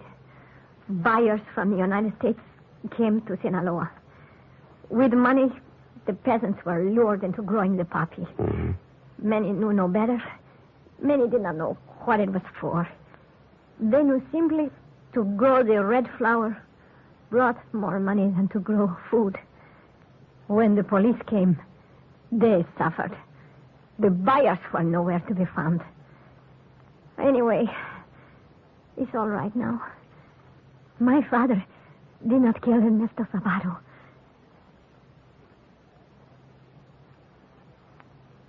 No, Lieutenant, she did not learn about Max Rapper's killing from me, or that her father was now a fugitive wanted for murder. I also didn't ask her some questions I could have asked, like, how did she know Zabato was going to be killed? Did Rapper do it, and why? Somehow it didn't matter. It had turned sour all the way down the line. And besides, Zabato was Inspector Gruber's problem, not mine. 20 minutes later, I walked into my apartment, uncorked the live one, and started at the top. 4 fingers down, the phone began to ring, but I didn't pay any attention. The sky was just beginning to light up with morning, and I remember saying to myself I was still technically on the Rios case, but actually there was no case to be on. When I couldn't stand the phone rings any longer, I lifted the receiver off the hook. Sam? Sam? Hello? Sam, this is Janice Odell. I just saw Rios. Well, He's going to kill Captain Mortigan. Mortigan? Why He Mortigan? went to the Santa Susana after him. Pier 32. Rios is wild. Stop him, Sam. Why call me? Call a cop. Hello? Hello?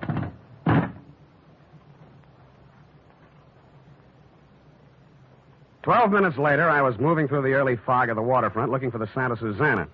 Black letters on a bobbing white bow led me to it, but no signs of life came from aboard ship. A quick tour had me believing it was deserted and that either Rios had caught up with Mortigan someplace else, for what reason I didn't know but could guess, or that Janice had given me wrong information. Moments later, however, in the boiler room, it was clear she hadn't. The furnace was open, coals were spread on the floor, and so was a dead Captain Mortigan. Slouched in a chair with his eyes closed and a daze was a worn-out Armando Rios. He should have been. He'd had a busy night. Rios? Se murió. Ah, wake up, Rios. Se murió. El capitán se murió, señor Spade. In any language, he's dead, if that's what you mean. You couldn't be any clearer. Es él. Es el hombre. Es su culpa que Andrea fue enterrado. Ahora está muerto. Y no he obtenido la venganza. Venganza. Too much venganza. You fixed it fine. Andrea's going to feel swell about it. Oh, what's the use? Come on, Rios. Hello. Hello. Who's down there? Kelsey? Oh, it's you, Sam. What are you doing here? Got a call from a girl named Belle something. Odell. Oh, yeah. Is this Rios? Well, what have you got to say for yourself? You ready to sign a statement? He doesn't understand you, Kelsey. Oh, dummying up, huh? He doesn't speak English. Well, he won't get off that easily. We'll sweat it out of him. No lo hice. No lo maté al capitán. Yeah, that's what they all say. Wow, look at this. He's carrying a gun. Gun? Why would he use a knife if he had a gun? Don't ask me. I don't speak Spanish. Now, what's all this coal doing on the floor? It's messy. Looks bad in photographs. Yeah, well, wait a minute. Lieutenant, you've done it again. I picked up a lump of the coal. There was a small hole bored into the center. Examination of others revealed the same thing. Curious, you'd say? Not so when you start thinking about 1, the Red Ampola, 2, the fact that Zabato's killing still remained unexplained, and 3, and bingo, narcotic smuggling. A phone book gave me an address on Jackson, and a rap on a door got me a quick reply. Oh, Sam. Mm-hmm. Good morning, Janice. I didn't wake you up, did I? Well, If so, you must sleep in your clothes, and that suitcase on the bed must make it kind of cramped. what are you doing here, Sam? Uh-huh. Heavy, all packed. Just going on a little vacation for a few days. Where to? Well, About a plane ticket on the dresser? Las Vegas. Hot there this time of the year. Of course, it's hot here, too, for some of us. What do you want? I want you to open your suitcase. I won't do it. Then I will. Sam, don't do it. Aha. Well, what's this, Janice? No, I've already guessed. How much worth? Zabato was killed by Rapper on Captain Mortigan's orders because he knew this was coming in on the Santa Susana and probably wanted a cut to keep his mouth shut. Rapper and Mortigan got theirs, not by Rios, but by you, so you could fall heir to this. Poor old Rios, old and wanted. He might have muffed his revenge, so you took no chances. Did them in yourself with Rios, you nice, fat, convenient pigeon. Sam. But the police are going to find it harder and harder to get a case against Rios, and easier to get one against you. These narcotics in your possession will go a long way. Sam, listen to me. Just as long as I've got a gun in my hand, I'll listen to you, baby. There's over $100,000 worth here, and I know where to unload it. Mm-hmm. And what's in it for me? Half. And something else. Yeah? Me. Uh-huh. That would seem to be worth considering, wouldn't it? Sam, a chance to make something out of yourself and not grub around for a few lousy bucks all your life. You're going to turn me over to the cops? Not just any old cop, Janice. I want something befitting your character. I'm going to turn you over to Lieutenant Kelsey.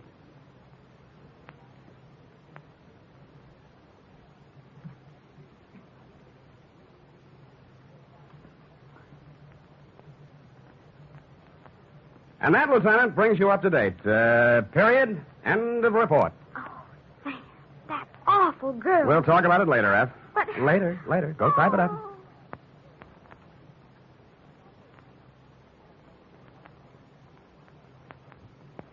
Well, here it is, Sam. Can we talk about it now? We can. How could that girl have thought for one single moment she could turn a man like you into her accomplice? Very poor judgment. To sell dope yet? Yet. Do I look the type? I should say not. You're upstanding and clean cut. Well, thank you. Maybe she was nearsighted, too. Anyway, I'm glad it's over and it had a happy ending. Well, I'm glad if you're glad. Now, rush that over to Kelsey so he can look good in the eyes of the commissioner. Then phone Mr. Salcedo and tell him the lieutenant's got all the facts. And one thing more. Yes, Sam? Have the floor send a bouquet of flowers to Andrea at the hospital. Oh, Sam, that's very nice of you. Think so? One thing still more. Close your eyes and have the floor send a bouquet of flowers to you, too. Sam! Easy, Ed. How do you know it's not coming out of your salary? That's true, too. Good night, Sam. Good night, sweetheart. Cerebral Cinema hopes you have enjoyed this movie of the mind.